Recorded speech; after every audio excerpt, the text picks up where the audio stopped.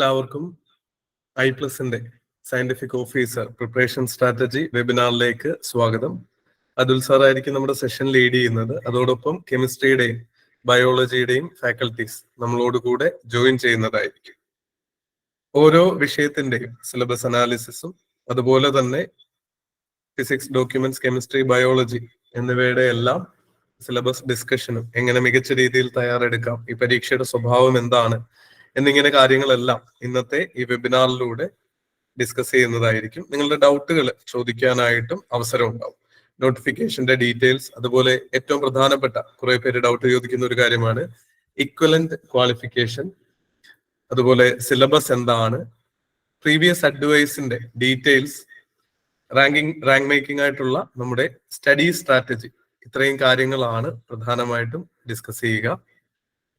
ആദ്യത്തെ session lead ചെയ്യുന്നതിനായിട്ട് എത്രയും സ്നേഹത്തോടെ ആദരവോടുകൂടി അതുൽ സാറിനെ സ്വാഗതം ചെയ്യുന്നു.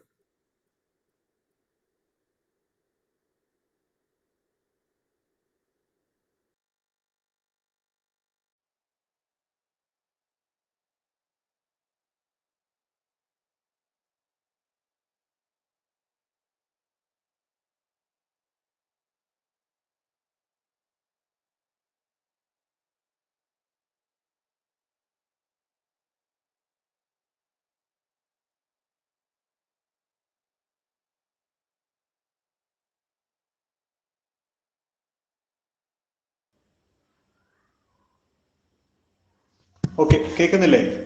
ഓക്കെ അല്ലേ?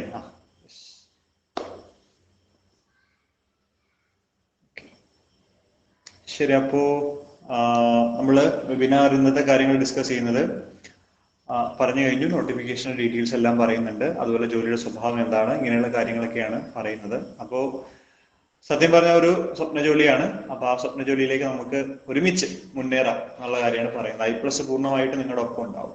അപ്പോ ഇന്നത്തെ സെഷനിൽ ഫിസിക്സും കെമിസ്ട്രി എല്ലാം നമ്മൾ സംസാരിക്കുന്നുണ്ട്. അപ്പൊ ഏറ്റവും ആദ്യം നമ്മൾ ഫിസിക്സിന്റെ കാര്യങ്ങളാണ് സംസാരിക്കുന്നത്. അപ്പോ ഫിസിക്സിന്റെ ഫാക്കൽറ്റിയാണ് ഞാൻ.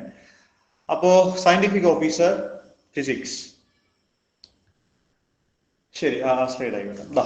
ഇപ്പൊ നമ്മുടെ ഗസറ്റിൽ വന്ന നോട്ടിഫിക്കേഷൻ കാറ്റഗറി നമ്പർ 636 2023 ആണ്. അപ്പോ വകുപ്പ് അറിയാലോ, കേരള പോലീസ് സർവീസ് ആണ്. ഇപ്പോ നിങ്ങൾ ആലോചിച്ച് നോക്കി, നമ്മുടെ സംസ്ഥാനത്തില് ഏറ്റവും കൂടുതൽ അധികാരങ്ങളുള്ള, അല്ലെങ്കിൽ സംസ്ഥാനത്തിന്റെ ഇപ്പൊ മുഖ്യമന്ത്രിയുടെ കീഴിലുള്ള ഒരു വകുപ്പാണ് ഈ പോലീസ് എന്ന് പറയുന്നത്. അപ്പൊ ആ ആഭ്യന്തര വകുപ്പില് ഒരു ജോലി കിട്ടുക എന്ന് വെച്ചാൽ അത് വലിയ കാര്യം തന്നെയാണ്. അതുമല്ല, നിങ്ങൾ ഏകദേശം ഒരു CI റാങ്കിന്റെ അതേ റേഞ്ചിൽ നിൽക്കുന്ന പോസ്റ്റിലേക്കാണ് നിങ്ങൾ കയറുന്നത്. ദാറ്റ് മീൻസ് നിങ്ങൾ ഗസറ്റഡ് ആയിരിക്കും കേട്ടോ. പോലീസ് അല്ല, പക്ഷെ പോലീസിന്റേതായ എല്ലാ സൗകര്യങ്ങളും നിങ്ങൾക്ക് കിട്ടും. പോലീസിന്റെ ക്വാർട്ടേഴ്സ് കിട്ടും, ടോൾ പ്ലാസയിൽ ഇത് കിട്ടും, പോലീസിന്റെ ക്യാൻറ്റീൻ ഉപയോഗിക്കാം, എല്ലാ സൗകര്യങ്ങളും നിങ്ങൾക്ക് കിട്ടും. അപ്പോ ഓഫീസറാണ്. അപ്പോ സാലറി സ്കെയിൽ ആണെങ്കിൽ 51,400 മുതൽ 1,10,300 റേഞ്ച് ആണ് സാലറി സ്കെയിൽ വരുന്നത്. അതായത് 50,000 മുകളിൽ എന്തായാലും നമുക്ക് സാലറി കിട്ടും. ഇപ്പൊ പങ്കാളിത്ത പെൻഷനൊക്കെ ഉള്ളതുകൊണ്ട് അതെല്ലാം കഴിഞ്ഞിട്ടാണെങ്കിൽ പോലും 10-60 രൂപയോളം നിങ്ങൾക്ക് കയ്യിൽ സാലറി കിട്ടും ഒരു മാസം. ഒഴിവുകളുടെ എണ്ണം പ്രതീക്ഷിത ഒഴിവുകൾ എന്നാണ് പറയുന്നത്. അപ്പോൾ ഒത്തിരി ആളുകൾ, നമ്മൾ യൂട്യൂബിലൊക്കെ വീഡിയോ പോയപ്പോൾ ഒത്തിരി ആളുകൾ പറയുന്നുണ്ട്, സാറേ പ്രതീക്ഷിത ഒഴിവുകൾ എന്നല്ലേ പറയുന്നത്, അപ്പൊ ശരിക്കും പറഞ്ഞാൽ ഒഴിവുകൾ കാര്യമായിട്ടുണ്ടോ എന്നെല്ലാവരും ചോദിക്കാറുണ്ട്. നിങ്ങൾ മനസ്സിലാക്കേണ്ട കാര്യം, ഇപ്പൊ വിളിക്കുന്ന ഒട്ടുമിക്ക എല്ലാ PSCകളിലും പ്രതീക്ഷിത ഒഴിവുകൾ എന്നാണ് വരുന്നത്. നമ്മൾ ഹയർ സെക്കൻഡറി എടുത്തു കഴിഞ്ഞാലും ഹയർ സെക്കൻഡറിയിൽ വിളിച്ചിരിക്കുന്നത് പ്രതീക്ഷിത ഒഴിവുകൾ എന്നാണ് പറഞ്ഞത്. ആന്റിസിപ്പേറ്റഡ് വേക്കൻസീസ് അങ്ങനെയാണ് പറയുന്നത്. കാരണം നിലവിലൊരു ലിസ്റ്റ് ഉണ്ടാവും. അപ്പൊ ആ ലിസ്റ്റ് കഴിഞ്ഞ ഉടനെ ഈ ലിസ്റ്റ് പ്രാബല്യത്തിൽ വരികയും 3 വർഷക്കാലം, അതായത് 2025 ജനുവരിയിൽ ലിസ്റ്റ് വരും. 25 ജനുവരി മുതൽ 26, 27, 28 ജനുവരി വരെ ഈ ലിസ്റ്റിന് കാലാവധി ഉണ്ട്. അപ്പൊ ഈ 3 വർഷത്തിൽ എത്ര ഒഴിവുകൾ വന്നാൽ പോലും ആ ഒഴിവുകളെല്ലാം ഈ ലിസ്റ്റിൽ നിന്നായിരിക്കും നികന്നു പോകുന്നത്. അതുകൊണ്ടാണ് ഒരു പ്രതീക്ഷിത ഒഴിവുകൾ എന്ന് പറയുന്നത്. ഇപ്പൊ 1, 2 എന്നൊക്കെ പറയുമ്പോൾ ചില ആളുകൾ അപേക്ഷിക്കത്തില്ല, അയ്യോ ഒരു ഒഴിവല്ലേ ഉള്ളൂ എന്ന്. പക്ഷെ അങ്ങനെയല്ല. മനസ്സിലാക്കേണ്ട കാര്യം, ഒഴിവ് ഒന്നെന്നുള്ള ഉള്ളതല്ല, 3 വർഷം എത്ര വേക്കൻസി വന്നാലും അതെല്ലാം ഈ ലിസ്റ്റിൽ നിന്ന് കയറി പോകും.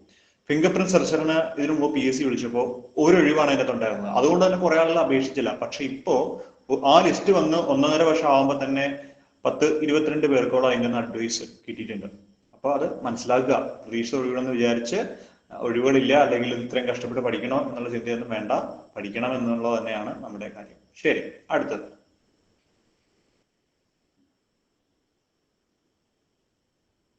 അപ്പൊ ഇവിടെ നിയമന രീതി നേരിട്ടുള്ള നിയമനമാണ്. ഈ നേരിട്ടുള്ള നിയമനം എന്ന് വെച്ച് കഴിഞ്ഞാൽ നമുക്കിപ്പോ പല രീതിയിലുള്ള നിയമനങ്ങൾ വരാറുണ്ട്. ഇപ്പൊ ബൈ ട്രാൻസ്ഫർ എന്നൊക്കെ പറഞ്ഞിട്ട് വരാറുണ്ട് അല്ലെ. മറ്റൊരു തസ്തികയിൽ നിന്ന് ഈ തസ്തികയിലേക്ക് എഴുതി വരുന്ന ആളുകളുണ്ട്. ഇപ്പൊ എഡ്യൂക്കേഷൻ ഡിപ്പാർട്ട്മെന്റ് ക്ലർക്കായിട്ടുള്ള ആളുകൾക്ക് വേണ്ടിയിട്ട് സെപ്പറേറ്റ് ഹൈസ്കൂളിലേക്കും ഹയർ സെക്കൻഡറിയിലേക്കും PSC നടത്താറുണ്ട്. അപ്പൊ ഇവിടെ ഇത് നേരിട്ടുള്ള നിയമനമാണ്. നേരിട്ട് ഉദ്യോഗാർത്ഥികൾക്ക് വിളിച്ചിട്ട് നമുക്ക് പുറത്ത് നിൽക്കുന്ന ആളുകൾക്ക് എല്ലാവർക്കും എഴുതാൻ പറ്റുന്ന രീതിയിലാണ് നിയമനങ്ങൾ വരുന്നത്. വയസ്സ് ശ്രദ്ധിക്കുക, 20 വയസ്സ് മുതൽ 36 വയസ്സ് വരെ നിങ്ങൾക്ക് അപേക്ഷിക്കാൻ പറ്റും. പിന്നെ മനസ്സിലാക്കുക, നമുക്ക് ഓരോ വിഭാഗത്തിനും ഇപ്പോൾ OBC ആണെങ്കിൽ 3 വർഷം ഇളവ് കിട്ടുന്നുണ്ട്. പട്ടികജാതി പട്ടികവർഗമാണെങ്കിൽ 5 വർഷം ഇളവ് നിങ്ങൾക്ക് കിട്ടുന്നുണ്ട്. അപ്പോൾ ആ വയസ്സിളവും ഉണ്ട്. 28 to 36 നിങ്ങളുടെ കാറ്റഗറി അനുസരിച്ച് നിങ്ങൾക്ക് വയസ്സിളവും ഇവിടെ ലഭ്യമാകുന്നതാണ്. ശരി. യോഗ്യത 50% മാർക്കിൽ കുറയാതെ ലഭിച്ചിട്ടുള്ള ബിരുദാനന്തര ബിരുദമാണ് വേണ്ടത്. അതായത് ഒരു അംഗീകൃത സർവകലാശാലയിൽ ഫിസിക്സ് ലഭിച്ചിട്ടുള്ള MPhil ബിരുദം അവർ പറയുന്നുണ്ട്. അപ്പോൾ സയന്റിഫിക് ഓഫീസർ ഫിസിക്സ് ആകണമെങ്കിൽ നിങ്ങൾക്ക് വേണ്ട യോഗ്യത എന്ന് പറയുന്നത് MSc ഫിസിക്സ് ആണ്. MSc ഫിസിക്സ് പഠിച്ച് മിക്ക ആളുകൾക്ക് 50% കൂടുതൽ മാർക്ക് എന്തായാലും ഉറപ്പായിട്ടും ഉണ്ടാവും അല്ലെ. ഉണ്ടാവും, 100% ഉറപ്പാണ് ഉണ്ടാവും. അപ്പൊ 50% കൂടുതൽ മാർക്കുള്ള ഫിസിക്സ് MSc ഫിസിക്സ് എടുത്തിട്ടുള്ളവർക്കെല്ലാം ഇതിന് അപേക്ഷിക്കാൻ പറ്റും. പിന്നെ ചില ആളുകൾക്ക് സംശയമാണ്, സാറേ MPhil ബിരുദം ഉള്ളവർക്ക് അപ്പോൾ കൂടുതൽ വെയിറ്റേജ് വല്ലതും കിട്ടുമെന്ന്. സത്യം പറയട്ടെ, MPhil ഉള്ള ആൾക്ക് വെയിറ്റേജ് മാർക്കൊന്നും കിട്ടില്ല. പക്ഷെ ഇപ്പൊ നിങ്ങൾക്ക് 100-ൽ 50 മാർക്ക് കിട്ടി, MPhil ഒരാൾക്ക് 50 മാർക്ക് കൃത്യം കിട്ടി എന്ന് വിചാരിക്കുക. ആ ഒരു സാഹചര്യം ടൈം വന്നു കഴിഞ്ഞാൽ MPhil ഉള്ള ആളുകൾക്ക് മുൻഗണന കൊടുക്കും. അതാണ് ഇരിക്കുന്നത്. മുൻഗണനാ യോഗ്യത ഒരേ മാർക്ക് വന്നാൽ മാത്രമേ മുൻഗണനയുള്ളൂ. അല്ലാതെ MPhil ഉണ്ട് എന്ന് വിചാരിച്ച് 2 മാർക്കോ 3 മാർക്കോ 4 മാർക്കോ ഒന്നും അഡീഷണൽ അവർക്ക് കിട്ടില്ല. ഓക്കെ, അപ്പോ തീയതി ശ്രദ്ധിക്കുക. ഞാൻ അതിലേക്ക് വരുന്നുണ്ട്. അപ്ലൈഡ് ഫിസിക്സ് ഞാൻ അതിലേക്ക് വരുന്നുണ്ട് കേട്ടോ. അപ്പോ അപേക്ഷകള് അവസാന തീയതി 31/1/2024 ബുധനാഴ്ച അർദ്ധരാത്രി 12 മണി വരെ അപേക്ഷിക്കാം. കേരള PSC വെബ്സൈറ്റ് ഒന്നും പറയണ്ടല്ലോ അല്ലെ. നമ്മൾ കേരള PSCയിൽ നമ്മൾ ലോഗിൻ ചെയ്ത് കയറിയിട്ടാണ് കൊടുക്കുന്നത്. അപ്പൊ ഇവിടെ MSc ഫിസിക്സ് ആണ് നമ്മുടെ യോഗ്യതയായിട്ട് പറയുന്നത്. അപ്പൊ ഇതിൻ്റെ അകത്ത് MSc അതൊരു പ്യുവർ ഫിസിക്സ്. ഇപ്പൊ ഫിസിക്സിൽ തന്നെ പല കാറ്റഗറി ആളുകൾ വരുന്നുണ്ട്. ഇപ്പോ ഫോട്ടോണിക്സ്, MSc ഫോട്ടോണിക്സ് പഠിച്ചിട്ടുള്ള ആളുകളുണ്ടാവും. പിന്നെ MSc physics specialisation electronics, specialisation astrophysics, അങ്ങനെ സ്പെഷ്യലൈസേഷൻ കോഴ്സുകൾ പഠിച്ചിട്ടുള്ള ഒട്ടുമിക്ക ആളുകളും ഇതിൻ്റെ അകത്ത് ഉണ്ടാവും. അപ്പോൾ അവരെല്ലാം MSc ഫിസിക്സ് കാറ്റഗറി തന്നെയാണ്. നിങ്ങൾ MSc ഫിസിക്സ് ആണ്, പക്ഷെ നിങ്ങളുടെ സ്പെഷ്യലൈസേഷൻ മാത്രമേ അവിടെ മാറുന്നുള്ളൂ. അപ്പൊ ആ ആളുകൾക്കെല്ലാം ഇതിൻ്റെ അകത്ത് അപ്ലൈ ചെയ്യാൻ പറ്റും. പിന്നെ ഇപ്പൊ ന്യൂജൻ കോഴ്സായിട്ട് സെൻട്രൽ യൂണിവേഴ്സിറ്റികളിലൊക്കെ BSc MSc ഇന്റഗ്രേറ്റഡ് ആയിട്ടുള്ള കോഴ്സ് വരുന്നുണ്ട്. ആ ആൾക്ക് അപ്ലൈ ചെയ്യാം. പിന്നെ bachelor of science and master of science physics, അതായത് NIT കാലിക്കറ്റിൽ ആ കോഴ്സ് ഉണ്ട്.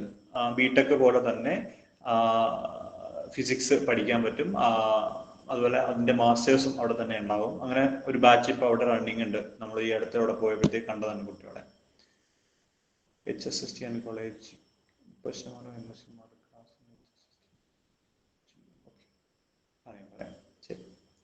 അപ്പൊ MSc ഫിസിക്സ് ആയാൽ മതി. നിങ്ങളുടെ സ്പെഷ്യലൈസേഷൻ എന്തായാലും കുഴപ്പമില്ല. എനിക്കൊന്ന് അപ്ലൈഡ് ഫിസിക്സും ഇക്വലന്റ് ആണ് എന്നുള്ളതാണ് എന്റെ വിശ്വാസം. Applied physics MSc applied physics.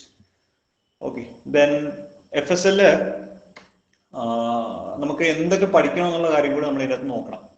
അപ്പൊ നമുക്ക് ക്വാളിഫിക്കേഷൻ ഉണ്ട്. നമ്മളിപ്പോ പരീക്ഷയ്ക്ക് അപേക്ഷിച്ചു കഴിഞ്ഞാൽ അടുത്ത സ്റ്റെപ്പ് പഠിക്കുക എന്നുള്ളതാണ്.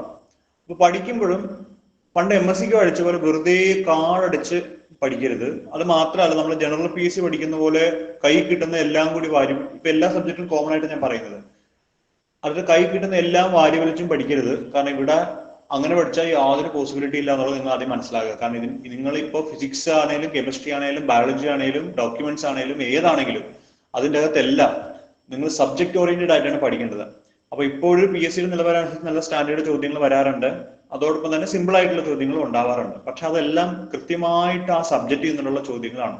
ഓക്കെ, അപ്പോ കൃത്യമായിട്ട് ആ സിലബസ് വെച്ച് സിലബസ് ഓറിയന്റഡ് ആയിട്ട് പഠിക്കണം. അപ്പൊ ഞാൻ പലപ്പോഴും കുട്ടികളോട് ഇങ്ങനെ കൊളാറുകൾ എന്നെ വിളിച്ചു ചോദിക്കുകയാണ്, സാറേ കോച്ചിങ് എടുക്കണോ, തന്നെയൊക്കെ പഠിക്കാൻ പറ്റുമോ? തന്നെയൊക്കെ പഠിക്കാൻ പറ്റും. നമുക്ക് എല്ലാവർക്കും പഠിക്കാൻ പറ്റും. എനിക്കും നിങ്ങൾക്കും എല്ലാവർക്കും പഠിക്കാൻ പറ്റും. പക്ഷെ ഇതിലൊരു കാര്യം സത്യാവസ്ഥ എന്താണെന്ന് വെച്ച് കഴിഞ്ഞാല് 10 പേപ്പറുകൾ ഫിസിക്സിൽ പഠിക്കാനുണ്ട്. ഈ 10 പേപ്പറും ഒരാൾ ഒറ്റയ്ക്ക് ഒന്ന് പഠിച്ചു തീർക്കണമെങ്കിൽ കുറച്ച് പാടുണ്ട്. കാരണം അത്രയും പുസ്തകങ്ങൾ റെഫർ ചെയ്യണം. കാരണം വെറുതെ ഒരു ചോദ്യമല്ല ചോദിക്കുന്നത്, കൃത്യമായ റെഫറൻസ് പുസ്തകത്തിൽ നിന്നാണ് ചോദ്യങ്ങൾ ചോദിക്കുന്നത്. അപ്പൊ നമ്മളിപ്പോ പഴയ പ്രീവിയസ് ഇയർ ചോദ്യങ്ങൾ നോക്കിയപ്പോൾ മനസ്സിലായ കാര്യമാണ്, കൃത്യം ആ പുസ്തകത്തിൽ നിന്നുള്ള ചോദ്യങ്ങൾ അതേപോലെ ഇങ്ങനെ വന്നിരിക്കുകയാണ്. അതായത് ഈ വരികളിൽ നിന്നും പല ചോദ്യങ്ങൾ ചോദിക്കുന്നുണ്ട്.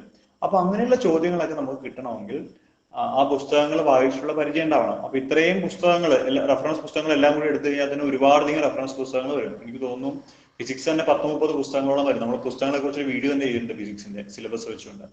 അപ്പൊ ഈ 30 പുസ്തകങ്ങൾ വായിച്ച് 6-7 മാസത്തിനുള്ളിൽ വായിച്ചെടുക്കാൻ വെച്ചാൽ കുറച്ച് പാടാണ്. അപ്പൊ ശരിക്കും പറഞ്ഞു കഴിഞ്ഞാൽ പിന്നെ പുസ്തകങ്ങളുടെ അവൈലബിലിറ്റി പാടാണ്. നമുക്ക് ഇത്തരം പുസ്തകങ്ങൾ കിട്ടണമെങ്കിൽ എന്തെങ്കിലും ഒരു ലൈബ്രറിയുടെ ആക്സസ് വേണം. PG ഒക്കെ കഴിഞ്ഞ് കഴിഞ്ഞാൽ പിന്നെ ലൈബ്രറിയുടെ ആക്സസ് നമുക്ക് ഉണ്ടാവില്ല. 1-2 പുസ്തകം നമ്മുടെ കയ്യിൽ കാണുള്ളൂ. അപ്പൊ ഈ പുസ്തകം വായിക്കണ കാശിന്റെ ഒരു 4-1 10 ഉണ്ടെങ്കിൽ നിങ്ങൾക്ക് കോഴ്സ് എടുക്കാൻ പറ്റുന്നതാണ്. അപ്പൊ ശരിക്കും പറഞ്ഞാൽ നമ്മള് നിങ്ങൾക്ക് വേണ്ടിയിട്ട്, ഇപ്പൊ ഫിസിക്സിന്റെ കാര്യം പറഞ്ഞാൽ നിങ്ങൾക്ക് വേണ്ടിയിട്ട് ഞാനാണ് ഈ പുസ്തകങ്ങളെല്ലാം കുത്തിപ്പിടിച്ചിരുന്ന് വായിക്കുന്നത്. എന്റെ ബാഗ് എപ്പോൾ എടുത്തു കഴിഞ്ഞാൽ എന്റെ ബാഗിൽ ക്ലാസിക്കൽ മെക്കാനിക്സിന്റെയോ മാത്തമാറ്റിക്കൽ ഫിസിക്സിന്റെ പുസ്തകം എപ്പോഴും എന്റെ കയ്യിലുണ്ടാകും. കാരണം ഞാൻ പോകുന്ന വഴിയൊക്കെ ഇരുന്നാണ് വായിക്കുന്നത്. കാരണം ഒരു മാർക്ക് അവിടെ നിന്ന് പോരുമെന്ന് എനിക്ക് നിർബന്ധമുണ്ട് നിങ്ങൾക്ക്. ശരി, അപ്പൊ നമ്മൾ ഫിസിക്സിന്റെ സിലബസിലേക്ക് വന്നു കഴിഞ്ഞാൽ 10 യൂണിറ്റുകളാണുള്ളത്. 10 യൂണിറ്റുകൾ എന്ന് പറയുമ്പോൾ ഓരോ യൂണിറ്റിന് 10 മാർക്കാണ്. പക്ഷെ എങ്കിൽ പോലും 1-2 അങ്ങോട്ടോ ഇങ്ങോട്ടൊക്കെ മാറാറുണ്ട്. കഴിഞ്ഞ പ്രാവശ്യം ക്ലാസിക്കൽ മെക്കാനിക്സിന് മാത്രം 13 ചോദ്യങ്ങൾ വന്നു.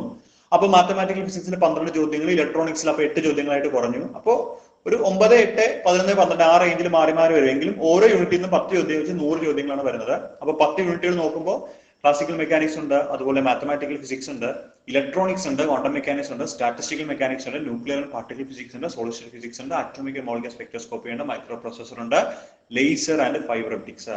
ഒരു കാര്യം ചോദിച്ചാൽ മനസ്സിലാവും, ഇതിൻ്റെ ഇലക്ട്രോ ഡൈനാമിക്സ് സിലബസിൽ ഇല്ല. ഇലക്ട്രോ ഡൈനാമിക്സ് ഒഴിവാക്കിയിട്ടുണ്ട്. പകരം ഇതിൻ്റെ മൈക്രോ പ്രോസസർ ആണ് കയറി വന്നിരിക്കുന്നത്. പിടികിട്ടിയോ?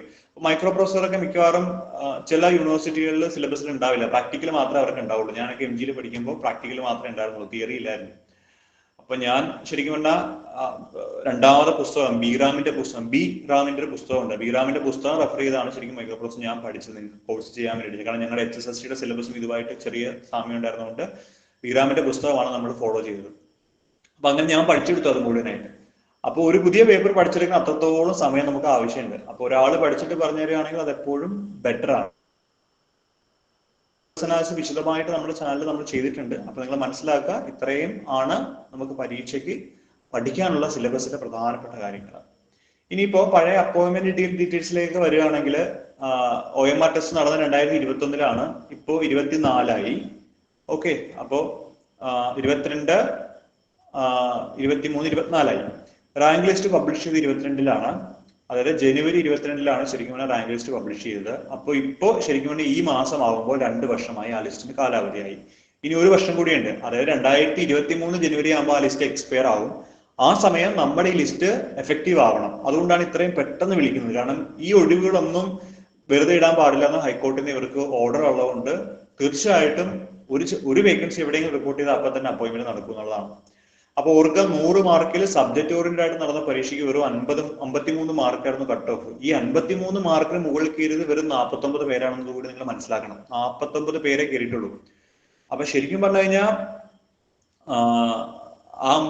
അത്യാവശ്യം കുറച്ച് പരീക്ഷ ഈസി ആയിരുന്നു. പക്ഷെ എങ്കിൽ പോലും 53 മാർക്കിനപ്പുറം 53 മേലുള്ള ആളുകളുണ്ട്. പക്ഷെ 49 പേരെ ആകെ ഉണ്ടായിരുന്നുള്ളൂ.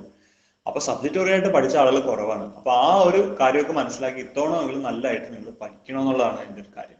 മെയിൻ സപ്ലിമെന്ററി ലിസ്റ്റിൽ കൂട്ടിയിട്ട് 108 പേരുണ്ടായിരുന്നു. നിങ്ങളിപ്പോ മെയിൻ ലിസ്റ്റിൽ കയറിയ ജോലി സാധ്യത വളരെ കൂടുതലാണ്. പക്ഷെ എങ്കിലും ഇപ്പോൾ ചില കാറ്റഗറിക്കാരുണ്ടല്ലോ, ഇപ്പോൾ LC അല്ലെങ്കിൽ മുസ്ലിം, അങ്ങനെ ചില കാറ്റഗറിക്കാർക്ക് സപ്ലിമെന്ററി ലിസ്റ്റ് ഉണ്ടെങ്കിൽ പോലും കയറി പോകാൻ പറ്റും. അപ്പൊ അതുകൊണ്ട് നിങ്ങൾക്ക് കിട്ടാനുള്ള ആനുകൂല്യമായിട്ടുള്ള ഘടകങ്ങൾ എന്തൊക്കെയാണെന്ന് മനസ്സിലാക്കിയിട്ട് വേണം കോച്ചിങ് എടുക്കാൻ. പിടികിട്ടുന്നുണ്ടോ? ഒരു ജനറൽ എഴുതുന്ന പോലെ ആയിരിക്കില്ല വേറൊരു കാറ്റഗറിയിലുള്ള ഒരാൾ എഴുതുന്നുണ്ടാവുക. അപ്പൊ ആ ഘടകങ്ങളൊക്കെ സത്യാവസ്ഥയാണ്. അതുകൊണ്ടാണ് പറയുന്നത്. അതൊക്കെ മനസ്സിലാക്കിയിട്ട് വേണം ഒരു കോച്ചിങ്ങിലേക്ക് പോകാൻ വേണ്ടിയിട്ട്. അപ്പൊ നല്ലതായിട്ട് എന്തായാലും എല്ലാവരും പഠിക്കും. പിടിക്കുക. Cut off mark 53. ഓക്കെ, അടുത്ത സ്ലൈഡിൽ. അപ്പൊ അതാ നോക്കിയോളൂ. അതായത് 2023 10-ാം മാസം, അതായത് 10-ാമത്തെ മാസം വരെ ആയപ്പോഴത്തേക്ക് 22 പേർക്ക് നിയമനങ്ങൾ കിട്ടി. അപ്പൊ ഇനി ഒരുപക്ഷെ ഈ ലിസ്റ്റിൽ നിന്ന് ഒരു 10-15 പേർ കൂടി അല്ലെങ്കിൽ ഒരു 20 പേർക്കെങ്കിലും നിയമനങ്ങൾ, അതായത് 49 പേരുള്ള ലിസ്റ്റില് ഏകദേശം 22 പേര്, 40% മുകളിൽ നിയമനങ്ങൾ നടന്നു. അപ്പൊ ഈ ലിസ്റ്റ് എക്സ്പയർ ആകുന്നതിന് മുമ്പ് തന്നെ ഏകദേശം ഒരു 70% ആളുകളും ജോലി കയറിയിരിക്കും. പിടികിട്ടിയോ? അപ്പൊ നിങ്ങളൊന്ന് ആലോചിച്ച് നോക്കിയേ, അടുത്ത ലിസ്റ്റ് വരുമ്പോഴും ഇതുപോലെ തന്നെ സാധ്യതകളുണ്ട്. കാരണം ഈ സയന്റിഫിക് ഓഫീസറായിട്ട് കയറുന്ന ആളുകളെല്ലാം ഇതിനുശേഷം എന്താണ് deputy director of forensic FSL forensic science laboratory ആവും. പിന്നെ ജോയിന്റ് ഡയറക്ടർ ആവും, പിന്നെ അഡീഷണൽ ഡയറക്ടർ ആവും. അപ്പൊ ഇങ്ങനെ പ്രൊമോഷൻ കിട്ടുമ്പോൾ ഈ താഴെയുള്ള വേക്കന്റ് ആയി വരികയാണ്.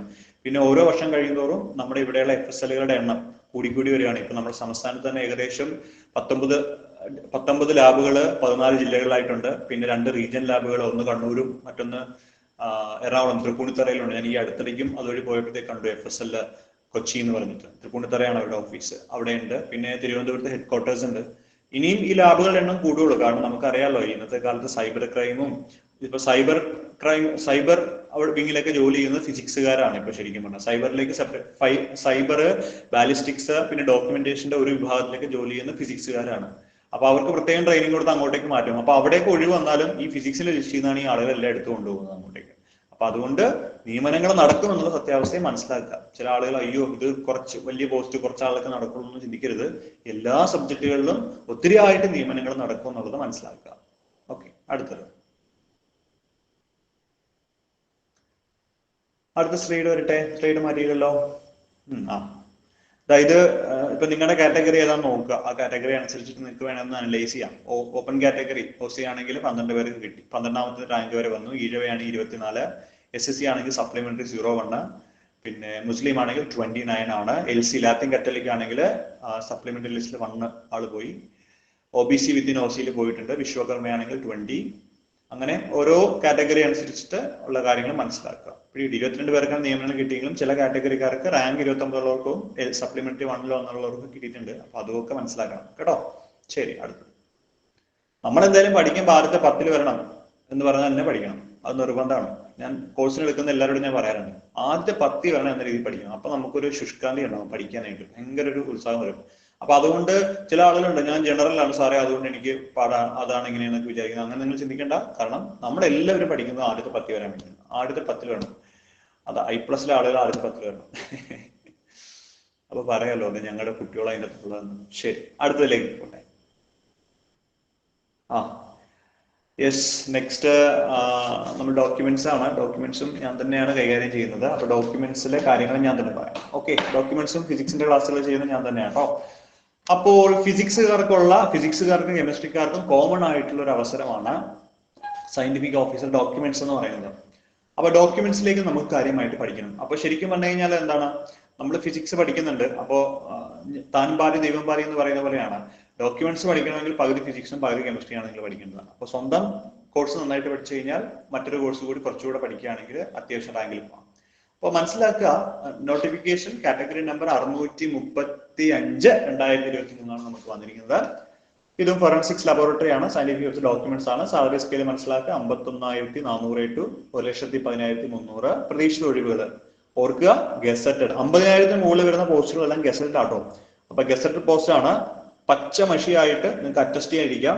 തൊട്ട അടുത്ത വീട്ടിലെ പയ്യൻ സർട്ടിഫിക്കറ്റ് അറ്റസ്റ്റ് ചെയ്യണമെന്ന് പറഞ്ഞ് വന്നു കഴിഞ്ഞാൽ നിങ്ങൾക്ക് അറ്റസ്റ്റ് ചെയ്യാൻ പറ്റും. മനസ്സിലാക്കുക, നിങ്ങൾ സയന്റിഫിക് ഓഫീസറാണ്, ഗസറ്റഡ് ഓഫീസറായിട്ട് മാറുക എന്നുള്ളത്. പച്ചമഷി ഉപയോഗിക്കാൻ അധികാരമുള്ളത് ഗസറ്റഡ് ഓഫീസർ. ഞാൻ ഇപ്പോഴും ഓർക്കണം, ഞാൻ സ്കൂളിൽ പഠിക്കുമ്പോൾ നമ്മുടെ ഈ നോട്ടൊക്കെ എഴുതുമ്പോഴുണ്ടല്ലോ 2 പോസ്റ്റും അപ്ലൈ ചെയ്യാൻ പറ്റും. ഫിസിക്സ് പഠിച്ചവർ 2 പോസ്റ്റ് പറ്റും, ഫിസിക്സും ഡോക്യുമെന്റ്സും പറ്റും.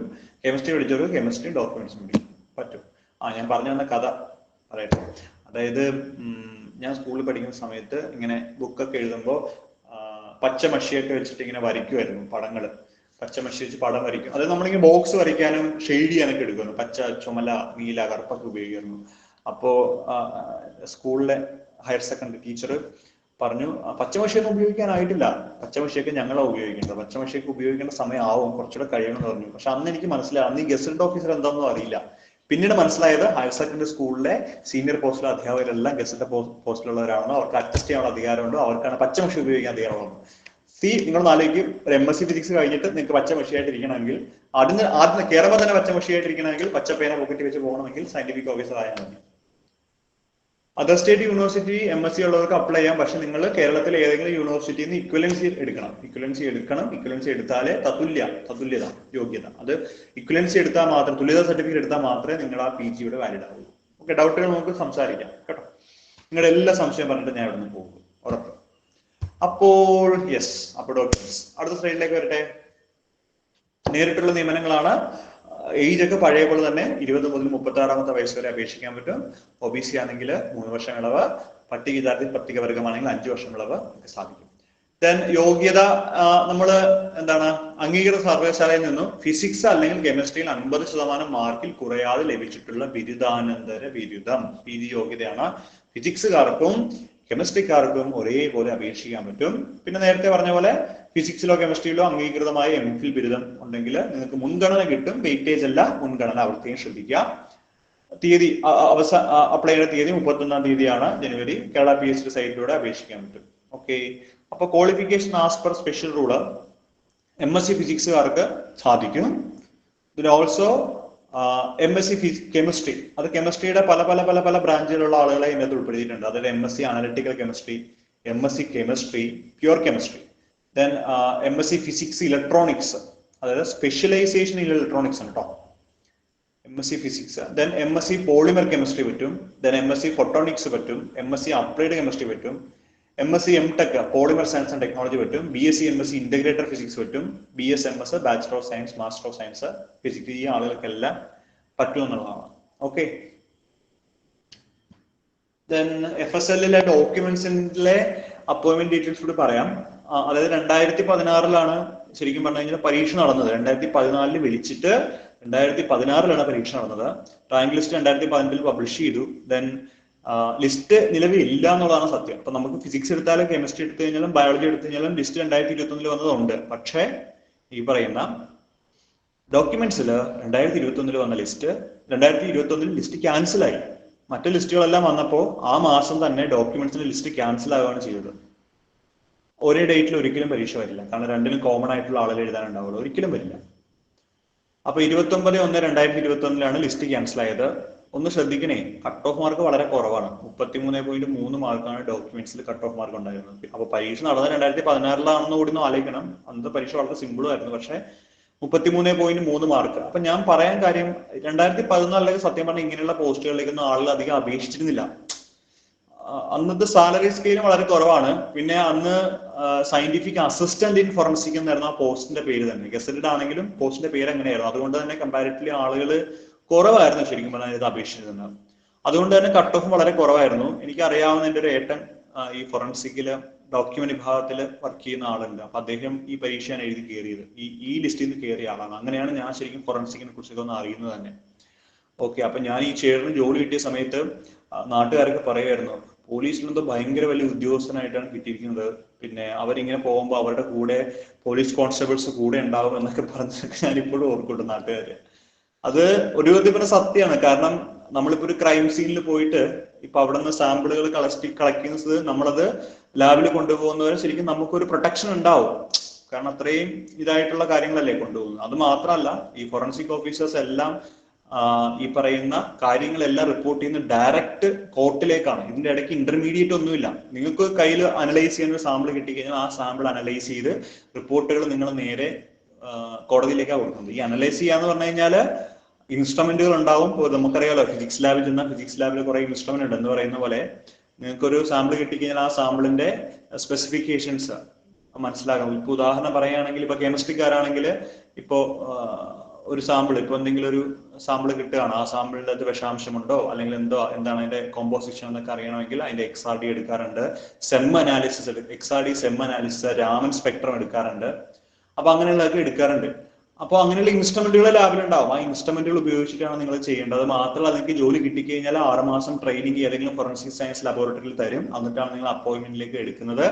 2 വർഷം പ്രൊബേഷൻ ആണ്. 3ാമത്തെ വർഷമാണ് നിങ്ങൾ പ്രൊബേഷൻ ഡിക്ലെയർ ചെയ്യുന്നത്.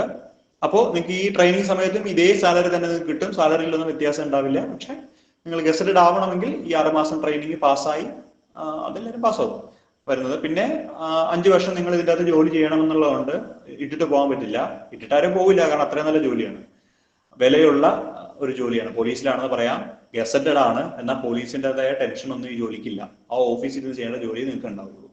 അപ്പൊ മെയിൻ ലിസ്റ്റിൽ 67 പേരുണ്ടായിരുന്നു. ഡോക്യുമെന്റ്സിൽ 114 പേരാണ് ഇതിന്റെ സപ്ലിമെന്ററി ലിസ്റ്റ് ഉണ്ടായിരുന്നത്. അപ്പൊ പേ സ്കെയിലും 51,400 ടു 1,10,300. പറയുമ്പോൾ തന്നെ കൂടുതലുണ്ട്, 1,10,300 സാലറി. ശരി, സാധാരണ കോളേജിൽ പ്രൊഫസർമാർക്കൊക്കെയാണ് ഈ റേഞ്ചിൽ സാലറി ഒക്കെ വരുന്നത് കേട്ടോ. സത്യം പറഞ്ഞാൽ ഇതൊരു വലിയ ഭാഗ്യമാണ്. ശരി, അടുത്തായിട്ട് വരട്ടെ. കഴിഞ്ഞ ലിസ്റ്റിൽ നിന്ന് 20 പേർക്കാണ് അഡ്വൈസ് പോയിരിക്കുന്നത്. അതായത് നിങ്ങളൊരു കാര്യം ശ്രദ്ധിക്കണം, 2021 ലിസ്റ്റ് ക്യാൻസൽ ആയതെങ്കിലും 2020 ശരിക്കും പറഞ്ഞാൽ അഡ്വൈസ് അവസാനം പോയത്. അപ്പൊ 21, 22, 23, 24 ലിസ്റ്റ് വരുമ്പോൾ 25. അപ്പൊ ശരിക്കും ഒരു 4 വർഷത്തെ ഒഴിവുകൾ ഇതിന്റെ അകത്ത് വരാൻ സാധ്യതയുണ്ട്. അപ്പൊ അതുകൊണ്ട് ഇതും കാര്യമായിട്ട് പഠിച്ചാൽ നല്ലതാണ്. ഞാൻ എപ്പോഴും പറയുന്നത് നമ്മുടെ സബ്ജക്ട് ഏറ്റവും നന്നായിട്ട് പഠിക്കുക. ഇപ്പൊ ഫിസിക്സ് ആണെങ്കിൽ ഫിസിക്സിന്റെ ഫോറൻസിക് നന്നായിട്ട് പഠിക്കുക, കെമിസ്ട്രിക്കാർ കെമിസ്ട്രി ഫോറൻസിക് നന്നായിട്ട് പഠിക്കുക, ഒപ്പം ഡോക്യുമെന്റ്സ് കൂടി പഠിച്ചാൽ much more better. Kindly mention other state universities. അത് ഞാൻ പറഞ്ഞല്ലോ, മറ്റ് യൂണിവേഴ്സിറ്റിയിൽ PG ചെയ്തവർക്ക് അപേക്ഷിക്കാൻ പറ്റും. പക്ഷെ നിങ്ങൾ കേരളത്തിലെ ഏതെങ്കിലും ഒരു യൂണിവേഴ്സിറ്റിയിൽ നിന്നും നിങ്ങൾ എടുത്ത യൂണിവേഴ്സിറ്റിയിലെ MSc ഫിസിക്സ് അല്ലെങ്കിൽ കെമിസ്ട്രി എന്ന് പറയുന്നത് കേരളത്തിലെ ഫിസിക്സ് MSc കെമിസ്ട്രി MSc ഫിസിക്സിന് തുല്യമാണ് എന്നുള്ള തുല്യതാ സർട്ടിഫിക്കറ്റ് വാങ്ങിച്ചു കഴിഞ്ഞാൽ നിങ്ങൾക്ക് ഒരു പ്രശ്നമില്ല, നിങ്ങൾക്ക് അപ്രീഷിക്കാം കേട്ടോ. ശരി, അടുത്തത്. അതുപോലെ തൊട്ടടുത്തതായിട്ട് കെമിസ്ട്രിയുടെയും ബയോളജിയുടെയും ടീച്ചർമാർ സംസാരിച്ച ശേഷം സെഷന്റെ ഒടുവിലായിട്ട് അതുൽ സാർ എല്ലാ ഡൗട്ടുകളുടെയും റിപ്ലൈ തരുന്നതുമായിരിക്കും കേട്ടോ. നമുക്ക് സംസാരിക്കാം, എന്നിട്ട് ഞാൻ പോവുള്ളൂ, നിങ്ങളാരും കഴിക്കണ്ട, അവിടെ ഉണ്ട്. അപ്പൊ അഡ്വൈസ് ശ്രദ്ധിക്കുക. ഓപ്പൺ കാറ്റഗറി 13 പേർക്ക്, ഈഴവ കാറ്റഗറി OC തന്നെ ഓപ്പൺ കാറ്റഗറി തന്നെ പോയിട്ടുണ്ട്. SC ആണെങ്കിൽ സപ്ലിമെന്ററി ലിസ്റ്റ് 4, മുസ്ലിം ആണെങ്കിൽ 19, LC ആണെങ്കിൽ സപ്ലിമെന്ററി ലിസ്റ്റ് 1, OBC ആണെങ്കിൽ വിത്തിൻ OC കയറി പോയിട്ടുണ്ട്, വിശ്വകർമ്മ 50, അങ്ങനെ ഓരോ കാറ്റഗറി വൈസും പോയിട്ടുണ്ട്. ശരി, അടുത്തത്. അപ്പോ ഈ ഡോക്യുമെന്റ്സിൽ എന്താ, പിന്നെ ഒരു കാര്യം ഞാൻ പറയാൻ പറഞ്ഞോട്ടെ, ഈ ആള് ചോദിക്കാറുണ്ട് എന്താണ് ഈ ഡോക്യുമെന്റ് വിഭാഗത്തിലെ ജോലി എന്നുള്ളത് അല്ലെ. ഡോക്യുമെന്റ് വിഭാഗത്തിലെ ജോലി എന്ന് പറഞ്ഞു കഴിഞ്ഞാൽ ഇപ്പൊ ഒരാള് മറ്റൊരാളുടെ ചെക്ക് ബുക്ക് എടുത്തിട്ട് കള്ള ഒപ്പിട്ട് പൈസ എടുക്കാൻ ശ്രമിച്ചു, അയാള് പിടിക്കപ്പെടും. അപ്പൊ ഈ ചെക്ക് നേരെ പോകുന്നത് ഫോറൻസിക് ലബോറട്ടറിയിലേക്കാണ്. ആ ചെക്ക് നിങ്ങളുടെ കയ്യിലാണ് വരുന്നത്. അപ്പൊ നിങ്ങൾ ആ ചെക്ക് പരിശോധിച്ച് അതിന്റെ റിപ്പോർട്ട് കോടതിയിൽ സമർപ്പിക്കണം. അപ്പൊ അല്ലെങ്കിൽ ഇപ്പൊ ഈ പറയുന്ന എന്താണ്, ഇപ്പൊ വിൽപത്രം, വ്യാജമായിട്ടൊരു വിൽപത്രം ഉണ്ടാക്കിയെന്ന് വിചാരിക്കുക. ആ വ്യാജ വിൽപത്രത്തിന്റെ കാര്യങ്ങൾ സ്റ്റഡി ചെയ്യാൻ വേണ്ടിയിട്ട് പോകും. അതുപോലെ ഇപ്പൊ നമ്മുടെ നാട്ടിലുള്ള വലിയ ഒരു കൊലാഹലമായിരുന്നു വ്യാജമായിട്ട് മറ്റേ സർട്ടിഫിക്കറ്റ് ഉണ്ടാക്കി എന്നുള്ളത്. ആ സർട്ടിഫിക്കറ്റിന്റെ ആധികാരികത മനസ്സിലാക്കാൻ വേണ്ടിയിട്ട് ഈ പറയുന്ന ടെസ്റ്റുകൾ നടത്തുന്നത് ഫോറൻസിക് ലാബിലാണ്. അപ്പൊ ഈ ആധികാരികത നിങ്ങൾ മനസ്സിലാക്കുന്ന ആരാണ്? നിങ്ങളാണ്. അപ്പൊ നിങ്ങൾക്ക് ലാബിൽ നിന്ന് ജോലി ചെയ്താൽ മതി. കിട്ടിയോ? ഈ സാധനങ്ങൾ നിങ്ങളുടെ കയ്യിൽ സീസ് ചെയ്ത് അല്ലെങ്കിൽ സീൽ ചെയ്ത് ഈ സാധനങ്ങളെല്ലാം നിങ്ങളുടെ കയ്യിൽ വരും. നമ്മുടെ ഈ ദൃശ്യം സിനിമയ്ക്കകത്ത് കാണിക്കുന്നില്ലേ, പിന്നെ മറ്റേ വരുൺ പ്രഭാകരന്റെ മറ്റേ അസ്ഥിയും അത് ഫോറൻസിക് സർജന്മാരാകട്ടോ സീൽ ചെയ്തിട്ടാണ് ഒരു സാധനം ഉരുക്കി ഒഴിച്ച് സീൽ ചെയ്തിട്ടാണ് അവിടെ കൊണ്ട് വെക്കുന്നത് എന്ന് പറയുന്ന പോലെ ഇങ്ങനെയുള്ള പേപ്പർ കഷ്ണങ്ങളോ സാധനങ്ങളോ ഒക്കെ വരുമ്പോൾ അതിന്റെ കൃത്യത, അതിലെ മഷി ഇപ്പൊ ഉപയോഗിച്ചാണോ അതോ 10 വർഷം മുന്നേ ഉപയോഗിച്ചാണോ എന്നൊക്കെ മനസ്സിലാക്കാൻ വേണ്ടിയിട്ട്. ഇനി വേറെ ഒരു സിനിമ പറഞ്ഞുതരാം. ഇവിടെ സ്വർഗമാണെന്ന സിനിമയിൽ ജഗദീഷ് ശ്രീകുമാർ ചെയ്യുന്ന കണ്ടിട്ടില്ലേ? 40 വർഷം മുമ്പുള്ള വിൽപത്രം വരെ അദ്ദേഹം ഉണ്ടാക്കും. അപ്പൊ ആ സാധനം ഉണ്ടാക്കി കഴിഞ്ഞാൽ അത് തിരിച്ചറിയണമെങ്കിൽ ഫോറൻസിക് ലാബിൽ കൊണ്ടുവരണം. ഫോറൻസിക് ലാബിൽ പോലീസുകാരെ അവിടുന്ന് അത് പാക്ക് ചെയ്ത് നമുക്ക് കൊണ്ടുതരും. അപ്പൊ നമ്മളത് ചെയ്ത് റിപ്പോർട്ട് ചെയ്ത് എങ്ങോട്ട് കൊടുക്കണം? കോടതിയിലേക്ക് കൊടുക്കണം. പിന്നെ കേസ് ആ വഴി നടന്നോളൂ. അപ്പൊ നമുക്കിത് സ്റ്റഡി ചെയ്ത് റിപ്പോർട്ട് ചെയ്യാം. അപ്പോൾ നമ്മൾ വെറുതെ ജോലി കിട്ടിയാൽ പെട്ടെന്നൊന്നും ചെയ്യാൻ പറ്റില്ല. ജോലി കിട്ടിയ 6 മാസം ട്രെയിനിങ് തരും. ഇന്നതൊക്കെയാണ് ഇന്നത് കിട്ടിയ ഇങ്ങനെയൊക്കെയാണ് ചെയ്യേണ്ടതെന്ന്. അപ്പൊ ആ ട്രെയിനിങ് കിട്ടിയിട്ടാണ് നമ്മളിതെല്ലാം ചെയ്യുന്നത് കേട്ടോ. ഇത് രസാ ജോലി. ശരി, അപ്പോൾ നമ്മൾ സിലബസിലേക്ക് വന്നു കഴിഞ്ഞാൽ ഡോക്യുമെന്റ്സിൽ 100 മാർക്കിന്റെ ചോദ്യങ്ങൾ, 50 മാർക്ക് ഫിസിക്സ് വരും, 50 മാർക്ക് കെമിസ്ട്രിയും ഉണ്ടാവും. കിട്ടുന്നുള്ളൂ. കാരണം 2 പേർക്ക് അപേക്ഷിക്കാൻ പറ്റുന്ന ജോലിയാണ്. ശരി, അടുത്തത്. നെക്സ്റ്റ് ഇപ്പോ നമ്മളിപ്പോ സിലബസ് എങ്ങനെയാന്ന് ചോദിച്ചു കഴിഞ്ഞാല് കെമിസ്ട്രിയിൽ നിങ്ങൾ ഫോറൻസിക്കിൽ പഠിക്കുന്ന നിങ്ങളുടെ സിലബസിലായിട്ടുള്ള കാര്യങ്ങൾ നിങ്ങളുടെ കെമിസ്ട്രിയുടെ അധ്യാപിക, അപ്പോൾ ഫിസിക്സുകാരും ഒന്ന് കാണണം കേട്ടോ. കാരണം കെമിസ്ട്രി അധ്യാപിക പറയും കെമിസ്ട്രിയുടെ 10 യൂണിറ്റുകൾ നിങ്ങൾ പഠിക്കേണ്ടി വരും. ദെൻ ഓൾസോ ഫിസിക്സുകാരാണെങ്കിലും ഫിസിക്സിന്റെ 10 യൂണിറ്റ് പഠിക്കേണ്ടി വരും. അപ്പോൾ കെമിസ്ട്രിക്കാർക്ക് കുറച്ച് ഫിസിക്സും പഠിക്കണം, ഫിസിക്സുകാർക്ക് കുറച്ച് കെമിസ്ട്രിയും പഠിക്കണം. അപ്പോൾ എന്താവും? അത് ഡോക്യുമെന്റ്സ് ആവും. ഡോക്യുമെന്റ്സ് വിഭാഗത്തിലേക്കുള്ള പരീക്ഷകൾ തയ്യാറെടുക്കും.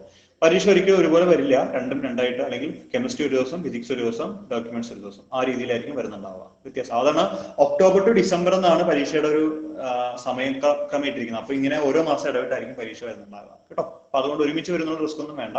അപ്പൊ ഇതാണ് ഡോക്യുമെന്റ്സിന്റെ സിലബസ്.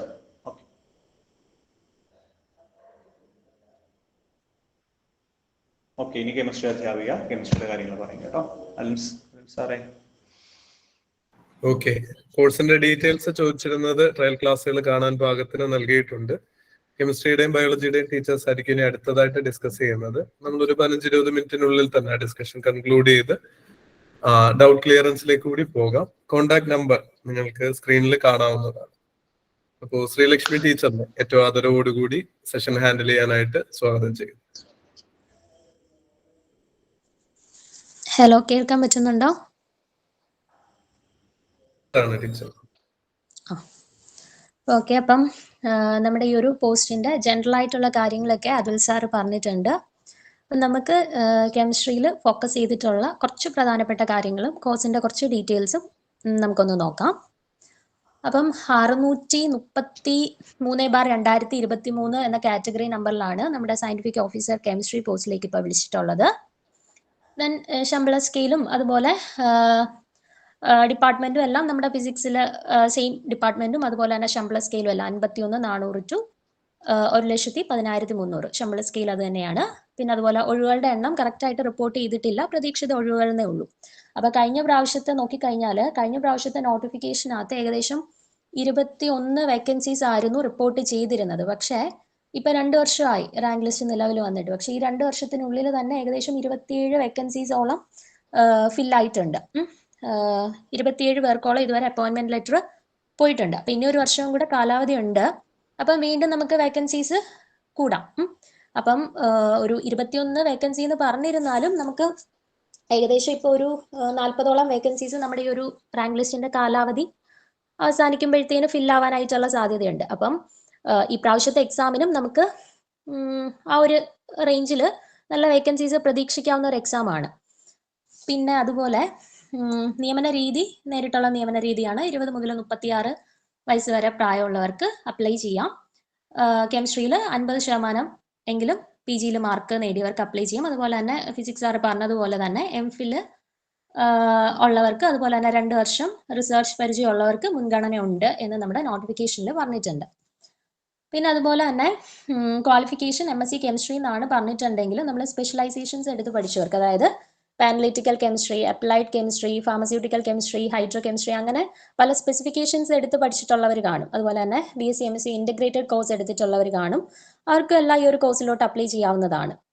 നമ്മുടെ നോട്ടിഫിക്കേഷനകത്ത് എടുത്ത് പറഞ്ഞിട്ടുണ്ട് ഏതൊക്കെ കെമിസ്ട്രിയിൽ തന്നെ ഏതൊക്കെ ഫീൽഡ് എടുത്തവർക്ക് നമുക്ക് ഈ ഒരു പോസ്റ്റിലേക്ക് അപ്ലൈ ചെയ്യാവുന്നത്. അതുപോലെ തന്നെ കെമിസ്ട്രിക്കാർക്ക് തന്നെ ഡോക്യുമെന്റ്സിലും അപ്ലൈ ചെയ്യാവുന്നതാണ്. ഇനി നമ്മുടെ സിലബസിലോട്ട് വരികയാണെന്നുണ്ടെങ്കിൽ നമ്മുടെ കെമിസ്ട്രിയുടെ സിലബസിനെ അവർ 10 യൂണിറ്റ്സ് ആയിട്ട് ഡിവൈഡ് ചെയ്തിട്ടുണ്ട്. ഇൻഓർഗാനിക് കെമിസ്ട്രിയെ 3 പാർട്ടായിട്ട് ഡിവൈഡ് ചെയ്തിട്ടുണ്ട്. അതുപോലെ ഓർഗാനിക് കെമിസ്ട്രിയെ 3 പാർട്ടായിട്ട് ഡിവൈഡ് ചെയ്തിട്ടുണ്ട്. ഫിസിക്കൽ കെമിസ്ട്രി 3 പാർട്ടായിട്ട് ഡിവൈഡ് ചെയ്തിട്ടുണ്ട്. അതിനുശേഷം അനലിറ്റിക്കൽ കെമിസ്ട്രി, എൻവയോൺമെന്റൽ chemistry, material and supramolecular chemistry. അപ്പൊ ഇത്രയും ടോപ്പിക്സ് ആണ് ഉള്ളത്. അപ്പൊ ഇവിടെ നമുക്ക് ഈ സിലബസ് ഇപ്പൊ കഴിഞ്ഞ പ്രാവശ്യത്തെ എക്സാമിന്റെ സിലബസ് നിങ്ങൾക്ക് നോക്കിക്കഴിഞ്ഞാൽ നമുക്ക് ഏകദേശം നമ്മുടെ ഒരു PGക്ക് നമ്മൾ പഠിക്കുന്ന സിലബസ് ഉണ്ടല്ലോ, അപ്പൊ അതുപോലത്തെ ഒരു സിലബസ് ആണ് ഈ ഒരു 10 ചാപ്റ്റേഴ്സിലായിട്ട് അവർ ഡിവൈഡ് ചെയ്ത് കൊടുത്തിട്ടുള്ളത്. അപ്പം നമ്മൾ ഈ ഒരു സിലബസ് കണ്ട് പഠിച്ചു തുടങ്ങുന്നതിന് മുന്നേ കഴിഞ്ഞ പ്രാവശ്യത്തെ എക്സാം എങ്ങനെയായിരുന്നു, അല്ലെങ്കിൽ ഒരു PG ലെവലിൽ മുന്നേ നടന്നിട്ടുള്ള കെമിസ്ട്രി ബേസ്ഡ് ആയിട്ടുള്ള എക്സാംസ് ഒക്കെ ഏത് പാറ്റേണിലാണ് ക്വസ്റ്റ്യൻസ് വന്നിട്ടുള്ളത് എന്നൊക്കെ ഒന്ന് അനലൈസ് ചെയ്തിട്ട് നമ്മൾ ഒരു പ്രിപ്പറേഷൻ സ്റ്റാർട്ട് ചെയ്യുകയാണെന്നുണ്ടെങ്കിൽ നമുക്കൊരു ഐഡിയ കിട്ടും ഏതൊക്കെ പോർഷൻസ് ആണ് നമുക്ക് ഹൈലൈറ്റ് ചെയ്ത് പഠിക്കേണ്ടത്. അല്ലെങ്കിൽ നമ്മൾ ഇപ്പൊ സിലബസിൽ ഒരുപാട് കാര്യങ്ങൾ കൊടുത്തിട്ടുണ്ട്. ഈ ഒരു 10 ചാപ്റ്റേഴ്സിലായിട്ട് നമ്മൾ PGക്ക് പഠിക്കുന്ന കുറെ കാര്യങ്ങൾ കൊടുത്തിട്ടുണ്ട്. പക്ഷേ എല്ലാം നമുക്ക് മൊത്തത്തിൽ അങ്ങ് കവർ ചെയ്യേണ്ട ആവശ്യമില്ല. ചില പോർഷൻസ് നമുക്ക് പ്രീവിയസ് ക്വസ്റ്റ്യൻ പേപ്പേഴ്സ് എടുത്ത് നോക്കിക്കഴിഞ്ഞാൽ ചില പോർഷൻസിൽ നിന്നാണ് കൂടുതൽ ക്വസ്റ്റ്യൻസ് വന്നിരിക്കുന്നത്, അല്ലെങ്കിൽ ചില പോർഷൻസ് ആണ് നമ്മൾ കുറച്ച് കൂടുതലായിട്ട് ഹൈലൈറ്റ് ചെയ്ത് പഠിക്കേണ്ടത്. അപ്പം അത്തരത്തിലുള്ള ടോപ്പിക്സുകൾ ഏതാണ് എന്ന് മനസ്സിലാക്കിയിട്ട് പഠിച്ചിട്ട് മാത്രമേ നമുക്ക് കാര്യമുള്ളൂ. അല്ലാണ്ട് ഇപ്പോൾ ഒരു സിലബസിൽ കുറെ ടോപ്പിക്സ് കൊടുത്തിട്ടുണ്ട്, അപ്പൊ ആ ഒരു സിലബസ് കംപ്ലീറ്റ്ലി നമ്മൾ അങ്ങ് ഫുള്ള് കവർ ചെയ്തു എന്ന് പറഞ്ഞിട്ട് നമുക്ക് നല്ല രീതിയിൽ മാർക്ക് സ്കോർ ചെയ്യാൻ പറ്റണമെന്നില്ല. അപ്പം അത്തരത്തിലുള്ള നമുക്ക് ഹൈലൈറ്റ് ചെയ്ത് പഠിക്കേണ്ട ടോപ്പിക്സും കൂടെ ഇപ്പം പ്രീവിയസ് ഇയർ ക്വസ്റ്റ്യൻസ് ഒക്കെ അനലൈസ് ചെയ്ത് ഞാൻ നോക്കിയിട്ട് അതനുസരിച്ചിട്ടായിരിക്കും നമ്മൾ ക്ലാസ്സസ് പ്രൊവൈഡ് ചെയ്യുന്നത്. പിന്നെ അതുപോലെ തന്നെ നമ്മുടെ പ്രിപ്പറേഷൻ സ്ട്രാറ്റജി നോക്കിക്കഴിഞ്ഞാൽ ഇപ്പം കഴിഞ്ഞ എക്സാം നടന്ന സമയം നോക്കിക്കഴിഞ്ഞാൽ ആ സമയത്ത് ഇപ്പം നമ്മുടെ ഒരു PG ലെവലിലുള്ള എക്സാം ആയതുകൊണ്ട് തന്നെ ഇപ്പൊ PG ഗ്രാജുവേറ്റ്സ് ആയിട്ടുള്ള കുറെ പേര് അപ്ലൈ ചെയ്യും. പക്ഷേ ഈ അപ്ലൈ ചെയ്യുന്ന എല്ലാവരും നല്ല രീതിയിൽ ഈ ഒരു കോഴ്സിന് വേണ്ടിയിട്ട് പ്രിപ്പയർ അല്ലെങ്കിൽ ഈ ഒരു എക്സാമിന് വേണ്ടിയിട്ട് നല്ല രീതിയിൽ പ്രിപ്പയർ ചെയ്യുന്ന ആളുകളായിരിക്കത്തില്ല. വളരെ കുറച്ച് പേര്, ഇപ്പോൾ ഒരു 20% ആളുകൾ മാത്രമേ കാണത്തുള്ളൂ നല്ല രീതിയിൽ. ഇപ്പോൾ ഒരു 6 മാസം നമുക്ക് സമയം ഉണ്ടെങ്കിൽ ആ ഒരു 6 മാസവും നല്ല രീതിയിൽ ഇരുന്ന് പ്രിപ്പയർ ചെയ്തിട്ട് എക്സാമിന് അറ്റൻഡ് ചെയ്യുന്നത്. ഇപ്പോൾ കുറേ ഭൂരിപക്ഷം ആളുകളും ഇപ്പോൾ ഒരു ലാസ്റ്റ് 1 മാസം അല്ലെങ്കിൽ ഒരു ലാസ്റ്റ് 1 വീക്ക് പ്രീവിയസ് ഇയറിൽ നമുക്ക് കിട്ടിയിട്ടുള്ള ക്വസ്റ്റ്യൻ പേപ്പേഴ്സോ അല്ലെങ്കിൽ നമ്മൾ പഠിച്ച നോട്ട്സ് ഒക്കെ റെഫർ ചെയ്തിട്ട് പോയി എഴുതുന്നവരായിരിക്കും. അപ്പം നമ്മൾ ഇപ്പം തന്നെ ഈ ഒരു മൊമെന്റിൽ തന്നെ പ്രിപ്പറേഷൻ സ്റ്റാർട്ട് ചെയ്യുക. അതുപോലെ തന്നെ പ്രീവിയസ് ഇയറിൽ ക്വസ്റ്റ്യൻ പേപ്പേഴ്സ് ഒക്കെ ഇതിൻ്റെ കൂടെ തന്നെ ചെയ്ത് പോവുകയാണെന്നുണ്ടെങ്കിൽ നമുക്ക് നല്ല രീതിയിൽ എക്സാമിന് മുന്നേ നല്ല രീതിയിൽ ഒരു പ്രിപ്പറേഷൻ ചെയ്യാനും അതുപോലെ തന്നെ നല്ല രീതിയിൽ ഈ ഒരു എക്സാം അറ്റംപ്റ്റ് ചെയ്യാനായിട്ടും പറ്റും. ഇപ്പം ലാസ്റ്റ് ഇയറിലെ കാര്യം നോക്കുകയാണെന്നുണ്ടെങ്കിൽ ആ സമയത്ത് ഇപ്പോൾ ഓൺലൈൻ കോഴ്സസ് ഒന്നും കൂടുതലായിട്ട് അവൈലബിൾ അല്ലായിരുന്നു. അപ്പം ആ ഒരു സമയത്ത് കട്ട് ഓഫ് നിങ്ങൾ നോക്കിക്കഴിഞ്ഞാൽ ഏകദേശം ഒരു 38 മാത്രമേ ഉള്ളൂ കട്ട് ഓഫ് വന്നിട്ടുള്ളത്. അതായത് ആ ഒരു 38 മാർക്കിന് മുകളിൽ വന്നിരിക്കുന്ന ആളുകളുടെ എണ്ണം വെറും 62 ആണ്. അപ്പൊ ആ ഒരു 32 എന്ന് പറയുന്ന ഒരു ചെറിയ മാർക്ക് ആയിരുന്നിട്ട് പോലും ഏകദേശം 62 പേര് മാത്രമേ മെയിൻ ലിസ്റ്റിൽ വന്നിട്ടുള്ളൂ. അപ്പൊ നമ്മൾ നല്ല രീതിയിൽ പ്രിപ്പയർ ചെയ്യുകയാണെന്നുണ്ടെങ്കിൽ നമുക്ക് തീർച്ചയായിട്ടും മെയിൻ ലിസ്റ്റിൽ കയറി പറ്റാനായിട്ട് സാധിക്കും. അപ്പൊ ഈ ഒരു കഴിഞ്ഞ എക്സാം നടന്ന സമയത്ത് ഈ ഓൺലൈൻ ക്ലാസ്സസോ അല്ലെങ്കിൽ ഓൺലൈൻ പ്ലാറ്റ്ഫോം ഒന്നും കൂടുതലായിട്ട് അവൈലബിൾ അല്ല. അപ്പൊ നമുക്ക് സെൽഫ് സ്റ്റഡി എന്നുള്ളൊരു ഓപ്ഷൻ മാത്രമേ ഉള്ളൂ. അപ്പൊ നമുക്ക് എത്രത്തോളം സിലബസ് കവർ ചെയ്യാൻ പറ്റും എന്ന് നമുക്കൊരു ഐഡിയ ഇല്ല. നമ്മൾ സെൽഫ് സ്റ്റഡി ആകുമ്പോൾ കുറേ സിലബസ് നമുക്ക് കാണുമ്പോഴത്തേന് എല്ലാം കൂടെ നമുക്ക് കവർ ചെയ്യാൻ പറ്റുമോ എന്നൊക്കെയുള്ള ടെൻഷൻ ആയിരിക്കും നമുക്ക്, അല്ലേ? പക്ഷേ ഇപ്പോഴത്തെ ഒരു കേസ് നോക്കിക്കഴിഞ്ഞാൽ ഇപ്പൊ നമുക്ക് കുറെ ഓൺലൈൻ പ്ലാറ്റ്ഫോംസ് അവൈലബിൾ ആണ്, ഓൺലൈൻ കോഴ്സസ് അവൈലബിൾ ആണ്. അപ്പം കഴിഞ്ഞ പ്രാവശ്യത്തെ എക്സാമിനെക്കാട്ടിൽ പ്രിപ്പയർ ചെയ്യുന്ന ആളുകളുടെ എണ്ണം സ്വാഭാവികമായിട്ടും ഇപ്പം കുറച്ച് കൂടും.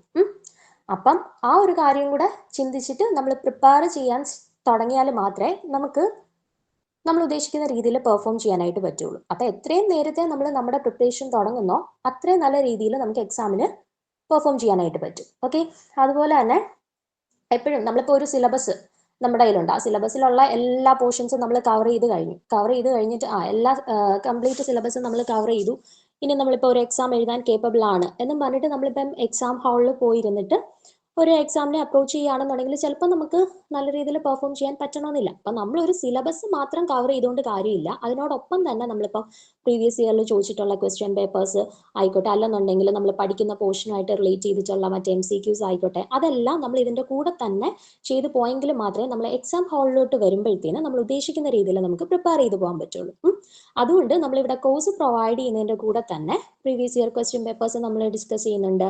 നമ്മളിപ്പോൾ ഒരു പോർഷൻ കവർ ചെയ്യുന്നതിൻ്റെ കൂടെ തന്നെ അതുമായിട്ട് റിലേറ്റ് ചെയ്തിട്ടുള്ള MCQs നമ്മൾ പ്രൊവൈഡ് ചെയ്യുന്നുണ്ട്. അപ്പം അതെല്ലാം ഒരു സിസ്റ്റമാറ്റിക് ആയിട്ട് നമ്മൾ ഈ ഒരു എക്സാം വരുന്ന സമയം വരെ ഒരു സിസ്റ്റമാറ്റിക് ആയിട്ട് കൊണ്ടുപോവുകയാണെന്നുണ്ടെങ്കിൽ നമുക്ക് തീർച്ചയായിട്ടും ഈ ഒരു റാങ്ക് ലിസ്റ്റിൽ കയറി പറ്റാനായിട്ട് സാധിക്കും. അപ്പം വളരെ കുറച്ച് പേര് മാത്രമേ നമ്മൾ നോർമലി ഉള്ള എക്സാംസ്, അപ്പോൾ ഒരു ഡിഗ്രി ലെവലിലുള്ള എക്സാംസിന് അപ്ലൈ ചെയ്യുന്ന അത്ര ആളുകൾ കാണത്തില്ല, PG ലെവൽ പോസ്റ്റ് ആയതുകൊണ്ട് തന്നെ. പിന്നെ ഒരു ഗസറ്റഡ് റാങ്കിൽ വരുന്ന പോസ്റ്റാണ്. പിന്നെ PG ലെവൽ ആയതുകൊണ്ട് തന്നെ ഇപ്പം കുറേ പേരൊക്കെ PG കഴിഞ്ഞിട്ട് കുറേ വർഷം ആയവരായിരിക്കും. അപ്പം കുറേ പേർക്ക് സബ്ജക്റ്റുമായിട്ടുള്ള ടച്ചൊക്കെ കുറേ വിട്ടുപോയിട്ടുണ്ടായിരിക്കും. അപ്പം അവർക്ക് ചിലപ്പം ഡിഗ്രി ലെവലിലുള്ള കുറച്ച് ബേസിക് കാര്യങ്ങൾ തൊട്ടിട്ടേ പഠിക്കേണ്ടതായിട്ടുണ്ടായിരിക്കും. അപ്പം അവരെയും കൂടെ മുൻനിർത്തി നമ്മൾ ജസ്റ്റ് ഒരു PG ഓറിയന്റഡ് ആയിട്ടുള്ള ക്ലാസ് ആയിരിക്കത്തില്ല, ഡിഗ്രി ലെവലിൽ നിന്നുകൊണ്ട് നമ്മൾ ബേസിക് ആയിട്ട് പഠിച്ചിരിക്കേണ്ട കാര്യങ്ങളുണ്ടല്ലോ, അപ്പം അതും കൂടെ കവർ ചെയ്യുന്ന രീതിയിലായിരിക്കും നമ്മൾ സിലബസ് അല്ലെങ്കിൽ നമ്മുടെ കോഴ്സ് കവർ ചെയ്യുന്നത്.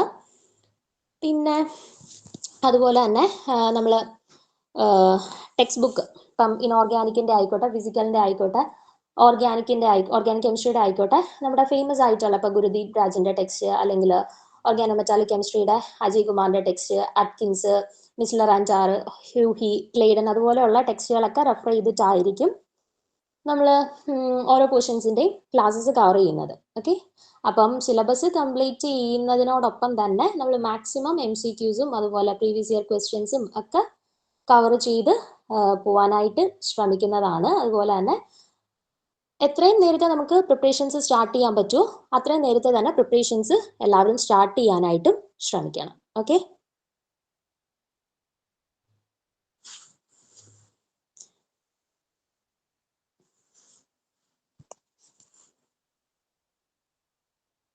Thank you teacher. അടുത്തതായിട്ട് ആരതി ടീച്ചറിനെ സ്വാഗതം ചെയ്യാണ്. അതോടൊപ്പം PhD ഉള്ള വിദ്യാർത്ഥികൾക്ക് MPhil പോലെ മുൻഗണന ഉണ്ടാവും. സെയിം സ്കോർ ആണെങ്കിൽ അതുൽ സാർ പറഞ്ഞ പോലെ അവർക്ക് പ്രയോറിറ്റി കൊടുക്കുന്നുണ്ടാവും. നമ്മുടെ കോഴ്സിന്റെ ഡീറ്റെയിൽസ് ഏറ്റവും ഒടുവിലായിട്ട് പറയാം. നമുക്കിപ്പോ സെഷനിലേക്ക് തന്നെ പോകാം. ക്ലാസ്സുകളും ഡൗട്ട് ക്ലിയർ ചെയ്യാൻ ഇൻഡിവിജ്വൽ സപ്പോർട്ടും ടീച്ചേഴ്സ് പറഞ്ഞ പോലെ പ്രീവിയസ് ഇയർ ക്വസ്റ്റ്യൻ വർക്കൗട്ടും നിങ്ങൾക്ക് മോക്ക് ടെസ്റ്റുകളും റെഗുലർ ആയിട്ടുള്ള റിവിഷൻ എക്സാമുകളും കൃത്യമായിട്ടുള്ള നോട്ടുകളും വെൽ റിസർച്ച്ഡ് ആയിട്ടുള്ള കണ്ടന്റും എല്ലാം ഉണ്ടാവും. ഫർദർ ഡീറ്റെയിൽസ് നമുക്ക് എൻഡിൽ പറയാം. നിങ്ങൾക്ക് പ്രയോറിറ്റി എന്ത് പഠിക്കണം എന്നറിയാനും സ്ട്രാറ്റജിയും അല്ലേ നമുക്ക് ബയോളജിയുടെ ഭാഗങ്ങൾ ഡിസ്കസ് ചെയ്യാനായിട്ട് ആരതി ടീച്ചറിനെ ഏറ്റവും ആദരവോടുകൂടി സ്വാഗതം ചെയ്യാം. ഗുഡ് ഈവനിങ് ഓൾ, കേൾക്കാലോ അല്ലേ? ക്ലിയർ ആണ്. ഓക്കെ. അപ്പോൾ ജനറൽ ആയിട്ടുള്ള കാര്യങ്ങളൊക്കെ ഫിസിക്സിൽ പറഞ്ഞതുപോലെയും കെമിസ്ട്രിയിൽ പറഞ്ഞതുപോലെയും അല്ലെങ്കിൽ ഡോക്യുമെന്റിൽ പറഞ്ഞതുപോലെയും ഒക്കെ സെയിം ആണ്. കാറ്റഗറി നമ്പർ വരുന്നത് 634/2023 വകുപ്പ് സെയിം തന്നെ. അതുപോലെ തന്നെ സാലറി സ്കെയിലും കാര്യങ്ങളും ഒക്കെ സെയിം തന്നെയാണ്. ഇനി നമ്മുടെ ക്വാളിഫിക്കേഷൻ ആണ്. ക്വാളിഫിക്കേഷനിലേക്ക് വരുമ്പോൾ മറ്റതിൽ നിന്നൊക്കെ വ്യത്യസ്തമായിട്ട് നമുക്ക് രണ്ടാൾക്കാർക്ക് അപ്ലൈ ചെയ്യാനായിട്ട് പറ്റും. MSc ബോട്ടണി ഉള്ളവർക്കും സുവോളജി ഉള്ളവർക്കും അതുപോലെ തന്നെ ഇക്വലന്റ് ക്വാളിഫിക്കേഷൻസും കൊടുത്തിട്ടുണ്ട്. ഇവർക്ക് അതായത് MSc ജെനറ്റിക്സ് ഉള്ളവർക്ക്, മറൈൻ ബയോളജി ഉള്ളവർക്ക്, plant biology, biotechnology, aquatic biology, applied zoology, ഇങ്ങനെയുള്ള ആൾക്കാർക്ക് എന്ത് ചെയ്യാൻ പറ്റും? ഈ ഒരു പോസ്റ്റിലേക്ക് അപ്ലൈ ചെയ്യാനായിട്ട് സാധിക്കുന്നതാണ്. Next slide. ഓക്കെ. ഇതാണ് നമുക്ക് ആർക്കൊക്കെ അപ്ലൈ ചെയ്യാമെന്ന് ചോദിച്ചു കഴിഞ്ഞാൽ MSc ബോട്ടണി ഉള്ളവർക്കും സുവോളജി ഉള്ളവർക്കുമാണ്. അതുപോലെ തന്നെയാണ് ഈ ഇക്വലന്റ് ക്വാളിഫിക്കേഷൻ. അപ്പൊ ഇത്രയും ആൾക്കാർക്കാണ് ഈ ഒരു പോസ്റ്റിലേക്ക് അപ്ലൈ ചെയ്യാനായിട്ട് സാധിക്കുന്നത്. അപ്പൊ തന്നെ നമുക്കറിയാല്ലേ, കോമ്പറ്റീഷൻ വളരെയധികം കുറഞ്ഞു. കോമ്പറ്റീഷൻ കുറഞ്ഞു എന്ന് ഉദ്ദേശിക്കുന്നത് ആളുകളുടെ എണ്ണം കുറഞ്ഞു എന്നുള്ളതാണ്. മത്സരിക്കേണ്ട ആൾക്കാർ വളരെ വലിയ വലിയ ആൾക്കാരുമായിട്ടാണ് നമ്മൾ മത്സരിക്കാൻ പോകുന്നത്. കാരണം എന്താ? അവരെല്ലാം ഈ സബ്ജക്റ്റ് പഠിച്ചിട്ടിരിക്കുന്ന ആൾക്കാരാണ്. ആളുകളുടെ എണ്ണത്തിൽ മാത്രം കോമ്പറ്റീഷൻ കുറഞ്ഞു അല്ലേ? സാധാരണ PSC എക്സാമുകൾ എടുക്കുകയാണെങ്കിൽ അതിൽ ഒരുപാട് ആളുകൾ ലക്ഷം, അപ്പോൾ നമ്മൾ LDC ഒക്കെ 12 ലക്ഷം കഴിഞ്ഞു അല്ലെങ്കിൽ 13 ലക്ഷം കഴിഞ്ഞു എന്നൊക്കെ പറയുന്നു. അപ്പം നമ്മൾ അത്രയും ലക്ഷങ്ങളോടൊന്നും മത്സരിക്കേണ്ട കാര്യമില്ല. വളരെ കുറച്ച് ആൾക്കാരോടൊപ്പം മാത്രം മത്സരിച്ചാൽ മതി. വളരെ നല്ല രീതിയിൽ പ്രിപ്പയർ ചെയ്ത് കഴിഞ്ഞാൽ വളരെ നല്ല റാങ്ക് ഈസി ആയിട്ട് കിട്ടാവുന്ന ഒരു പോസ്റ്റാണ്. പ്രിപ്പറേഷനിലാണ് എല്ലാം ഉള്ളത്. അപ്പം നല്ല രീതിയിൽ പ്രിപ്പയർ ചെയ്യുകയാണെങ്കിൽ വളരെ പെട്ടെന്ന് തന്നെ നമുക്ക് നല്ലൊരു ജോലി സ്വന്തമാക്കാൻ പറ്റുന്ന നല്ലൊരു പോസ്റ്റാണിത്. അപ്പം ഇതിന്റെ പ്രീവിയസ് ഇയറിൽ എക്സാം നടന്നിട്ടുള്ളത് 25/1/2021 റാങ്ക് ലിസ്റ്റ് കൃത്യം ഒരു വർഷം കഴിഞ്ഞപ്പോൾ തന്നെ വരികയും ചെയ്തു. 19/1/2022 അല്ലെ? കട്ട് ഓഫ് നോക്കിക്കഴിഞ്ഞാൽ അറിയാം വളരെ കുറവാണ്, 39.33. ഇപ്പൊ തന്നെ നമുക്കറിയാം ഇതിൽ സുവോളജിയും ഉണ്ട് ബോട്ടണിയും ഉണ്ട്. 50-50 ആണല്ലേ? Zoology 50, botany 50. അപ്പൊ അതില് സ്വന്തം സബ്ജക്റ്റ് പഠിച്ച ഒരാൾ പോലും എന്ത് ചെയ്യും? അതായത് ബോട്ടണി മാത്രം പഠിച്ചാൽ പോലും നമ്മൾ ആ ഒരു സമയത്ത് റാങ്ക് ലിസ്റ്റിൽ വരായിരുന്നു. അത് നമ്മുടെ ശ്രീലക്ഷ്മി മിസ് പറഞ്ഞ പോലെ തന്നെ ആ സമയത്ത് കോമ്പറ്റീഷൻ കുറവായിരുന്നു, അല്ലെങ്കിൽ ആൾക്കാർക്ക് അത്രയും സോഴ്സും അല്ലെങ്കിൽ ഈ ഒരു പോസ്റ്റിനെ കുറിച്ച് ഒരുപാട് അറിവോ കാര്യങ്ങളോ അല്ലെങ്കിൽ ഇത്രയും കോഴ്സുകളോ ഒന്നും അവൈലബിൾ അല്ലായിരുന്നു. നമ്മൾ ഇത് മനസ്സിൽ വെച്ചുകൊണ്ട് എൻ്റെ സബ്ജക്റ്റ് മാത്രം പഠിച്ചാൽ മതി, അല്ലെങ്കിൽ സുവോളജി വേണ്ട, അല്ലെങ്കിൽ ബോട്ടണി വേണ്ട, എനിക്ക് സുവോളജി അറിയാലോ, അപ്പം ആ സബ്ജക്റ്റ് മാത്രം പഠിച്ചു കഴിഞ്ഞാൽ ഞാൻ റാങ്ക് ലിസ്റ്റിൽ വരും എന്ന് നമുക്ക് പറയാൻ പറ്റില്ല. റാങ്ക് ലിസ്റ്റിൽ ചിലപ്പോൾ വന്നേക്കാം, പക്ഷെ നമ്മുടെ ലക്ഷ്യം എപ്പോഴും എന്താണ്? നല്ലൊരു റാങ്കാണ്. അപ്പം അത് കിട്ടണമെങ്കിൽ നമ്മൾ 2 സബ്ജക്റ്റും പഠിക്കണം. ഒരേപോലെ പഠിക്കണമെന്ന് പറയുന്നില്ല. നമ്മുടെ കയ്യിലുള്ള സബ്ജക്റ്റ്, അതായത് ഇപ്പോൾ MSc ബോട്ടണി ആണ് നിങ്ങളെങ്കിൽ നിങ്ങൾക്ക് അറിയാമല്ലേ, ബോട്ടണി അത്യാവശ്യം നിങ്ങൾക്ക് അറിയാം. അതൊന്ന് റിവൈസ് ചെയ്ത് പ്രോപ്പറായിട്ട് പഠിച്ച് മാക്സിമം MCQs ചെയ്ത് അല്ലെങ്കിൽ പ്രീവിയസ് ഇയർ ക്വസ്റ്റ്യൻസ് വർക്കൗട്ട് ചെയ്താൽ കഴിഞ്ഞാൽ നിങ്ങൾക്ക് ബോട്ടണി കിട്ടും.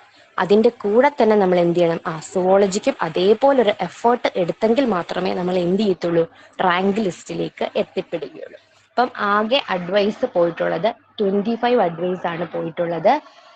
അതിൽ തന്നെ നമുക്കറിയാം ലാസ്റ്റ് അഡ്വൈസ് പോയിട്ടുള്ളത് നമ്മുടെ ഓഗസ്റ്റ് മാസത്തിലാണ് ലാസ്റ്റ് അഡ്വൈസ് പോയിട്ടുള്ളത്. അതുപോലെ തന്നെ ഫസ്റ്റ് റാങ്ക് കിട്ടിയ ആൾക്ക് 52 മാർക്കായിരുന്നു അല്ലേ? അപ്പോൾ വളരെ കുറച്ച് വലിയ മാർക്കൊന്നുമല്ല, 52 മാർക്കുമായിരുന്നു.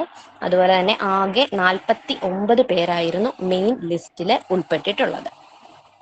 പിന്നെ ഇതുപോലെ തന്നെ നമുക്ക് അറിയാം ഓപ്പൺ കാറ്റഗറിയിൽ നിന്ന് 13 വരെയാണ് എടുത്തിട്ടുള്ളത്. അതുപോലെ തന്നെ ഓരോ കാറ്റഗറി, നിങ്ങളുടെ കാറ്റഗറി ഏതാന്ന് വെച്ച് കഴിഞ്ഞാൽ അതനുസരിച്ച് ഇതിലേക്ക് നോക്കാവുന്നതാണ്. ഇനി നമ്മൾ സിലബസിലേക്ക് പോകുമ്പോൾ സിലബസ് കണ്ട പലരും എന്ത് ചെയ്യും? വളരെ വലിയ, അയ്യോ ഇതെന്താണ് എന്ന് ചോദിച്ചു പോകുന്ന രീതിയിലുള്ള സിലബസ് ആണ് അല്ലേ? കാരണം നമുക്ക് സുവോളജിയും ബോട്ടണിയും കൂടെ വന്നപ്പോൾ സിലബസിന്റെ പേജുകളുടെ എണ്ണം അങ്ങ് വളരെയധികം നീണ്ടുപോയി. പക്ഷേ നമ്മൾ അത്രയും സിലബസുകൾ ആ സിലബസിന്റെ വലിപ്പം കണ്ടിട്ട് പേടിക്കേണ്ട കാര്യമില്ല. കാരണം കുറേ അധികം കോമൺ ടോപ്പിക്കുകളാണ്. അത് സുവോളജിയിലും കൊടുത്തിട്ടുണ്ട്, ബോട്ടണിയിലും കൊടുത്തിട്ടുണ്ട്. രണ്ടും മിക്സ് ആയിട്ട് വന്നിട്ടുണ്ട്. അപ്പൊ നമുക്കറിയാം biophysics, bioinformatics, research methodology, ഇതൊക്കെ എന്ന് പറഞ്ഞു കഴിഞ്ഞാൽ സുവോളജി എടുത്താലും അതിലും സെയിം തന്നെയാണ് പഠിക്കുന്നത്, ബോട്ടണി എടുത്താൽ അതിലും സെയിം തന്നെയാണ്. അപ്പൊ രണ്ടിലും കോമൺ ആയിട്ടുള്ള കുറേ ടോപ്പിക്കുകളുണ്ട്. അപ്പൊ അതൊക്കെ ഇങ്ങനെ അവിടെയും ഇവിടെയായിട്ടൊക്കെ കൊടുത്തിട്ടുണ്ട്. അപ്പൊ അതുകൊണ്ടാണ് നമുക്ക് സിലബസ് വലുതായിട്ട് തോന്നുന്നത്. പിന്നെ നമ്മൾ എന്ത് ചെയ്യണം, നമ്മൾ MSc പഠിച്ചതുപോലെ അങ്ങനെ കടല് പോലെ കടന്ന് പഠിക്കേണ്ട കാര്യമൊന്നുമില്ല. നമ്മൾ കറക്റ്റായിട്ട് സിലബസ് ഓറിയന്റ് ചെയ്തിട്ട് അത് പഠിക്കുക. ഒരു ടോപ്പിക്ക് പഠിക്കുന്നു, ആ ടോപ്പിക്ക് പഠിച്ചതിന് ശേഷം അതിൽ നിന്ന് മാക്സിമം നമ്പർ ഓഫ് ക്വസ്റ്റ്യൻസ് ചെയ്യുകയാണ് നമ്മൾ ചെയ്യേണ്ടത്. ഇപ്പം നമ്മൾ വിചാരിക്കും നമ്മളെല്ലാം പഠിച്ചു. ഇപ്പം ഞാൻ ഫോർ എക്സാമ്പിൾ പറഞ്ഞു കഴിഞ്ഞാൽ സൈക്കോളജി എന്ന് പറഞ്ഞൊരു ടോപ്പിക്ക് നമ്മുടെ സിലബസിൽ ആദ്യം കിടക്കുന്ന ടോപ്പിക്കാണ്. ഇത് നമ്മൾ പഠിക്കുന്നു. പഠിച്ചു കഴിയുമ്പോൾ നമ്മൾ വിചാരിക്കും കംപ്ലീറ്റ് ആയി, ക്ലാസിഫിക്കേഷൻ പഠിച്ചു, എക്സാമ്പിൾ പഠിച്ചു, എല്ലാം പഠിച്ചു കഴിഞ്ഞു. എന്നിട്ട് നമ്മൾ അടുത്ത ടോപ്പിക്കിലേക്ക് പോവുകയായിരിക്കും ചെയ്യുന്നത്. പക്ഷെ ഒരിക്കലും നമ്മൾ അത് ചെയ്യാൻ പാടില്ല. നമ്മൾ മാക്സിമം ചെയ്യേണ്ടത് പ്രീവിയസ് ഇയർ ക്വസ്റ്റ്യൻസ് അല്ലെങ്കിൽ മാക്സിമം MCQs കണ്ടുപിടിച്ച് ചെയ്യുക എന്നുള്ളതാണ്. അപ്പം നമ്മുടെ മെയിനായിട്ടുള്ള സ്റ്റഡി സ്ട്രാറ്റജി എന്ന് പറഞ്ഞു കഴിഞ്ഞാൽ ഒരു ടോപ്പിക്ക് പഠിക്കുന്നു, ആ ടോപ്പിക്കിൽ നിന്നും മാക്സിമം എത്ര MCQs കിട്ടുന്നോ അത്രത്തോളം MCQs നമ്മൾ ചെയ്യുന്നു. അപ്പം അതുവഴി മാത്രമേ നമുക്കൊരു ടോപ്പിക്ക് മറക്കാതെ അല്ലെങ്കിൽ കറക്റ്റായിട്ട് നമുക്ക് ഓർത്തിരിക്കാനായിട്ട് സാധിക്കുകയുള്ളൂ.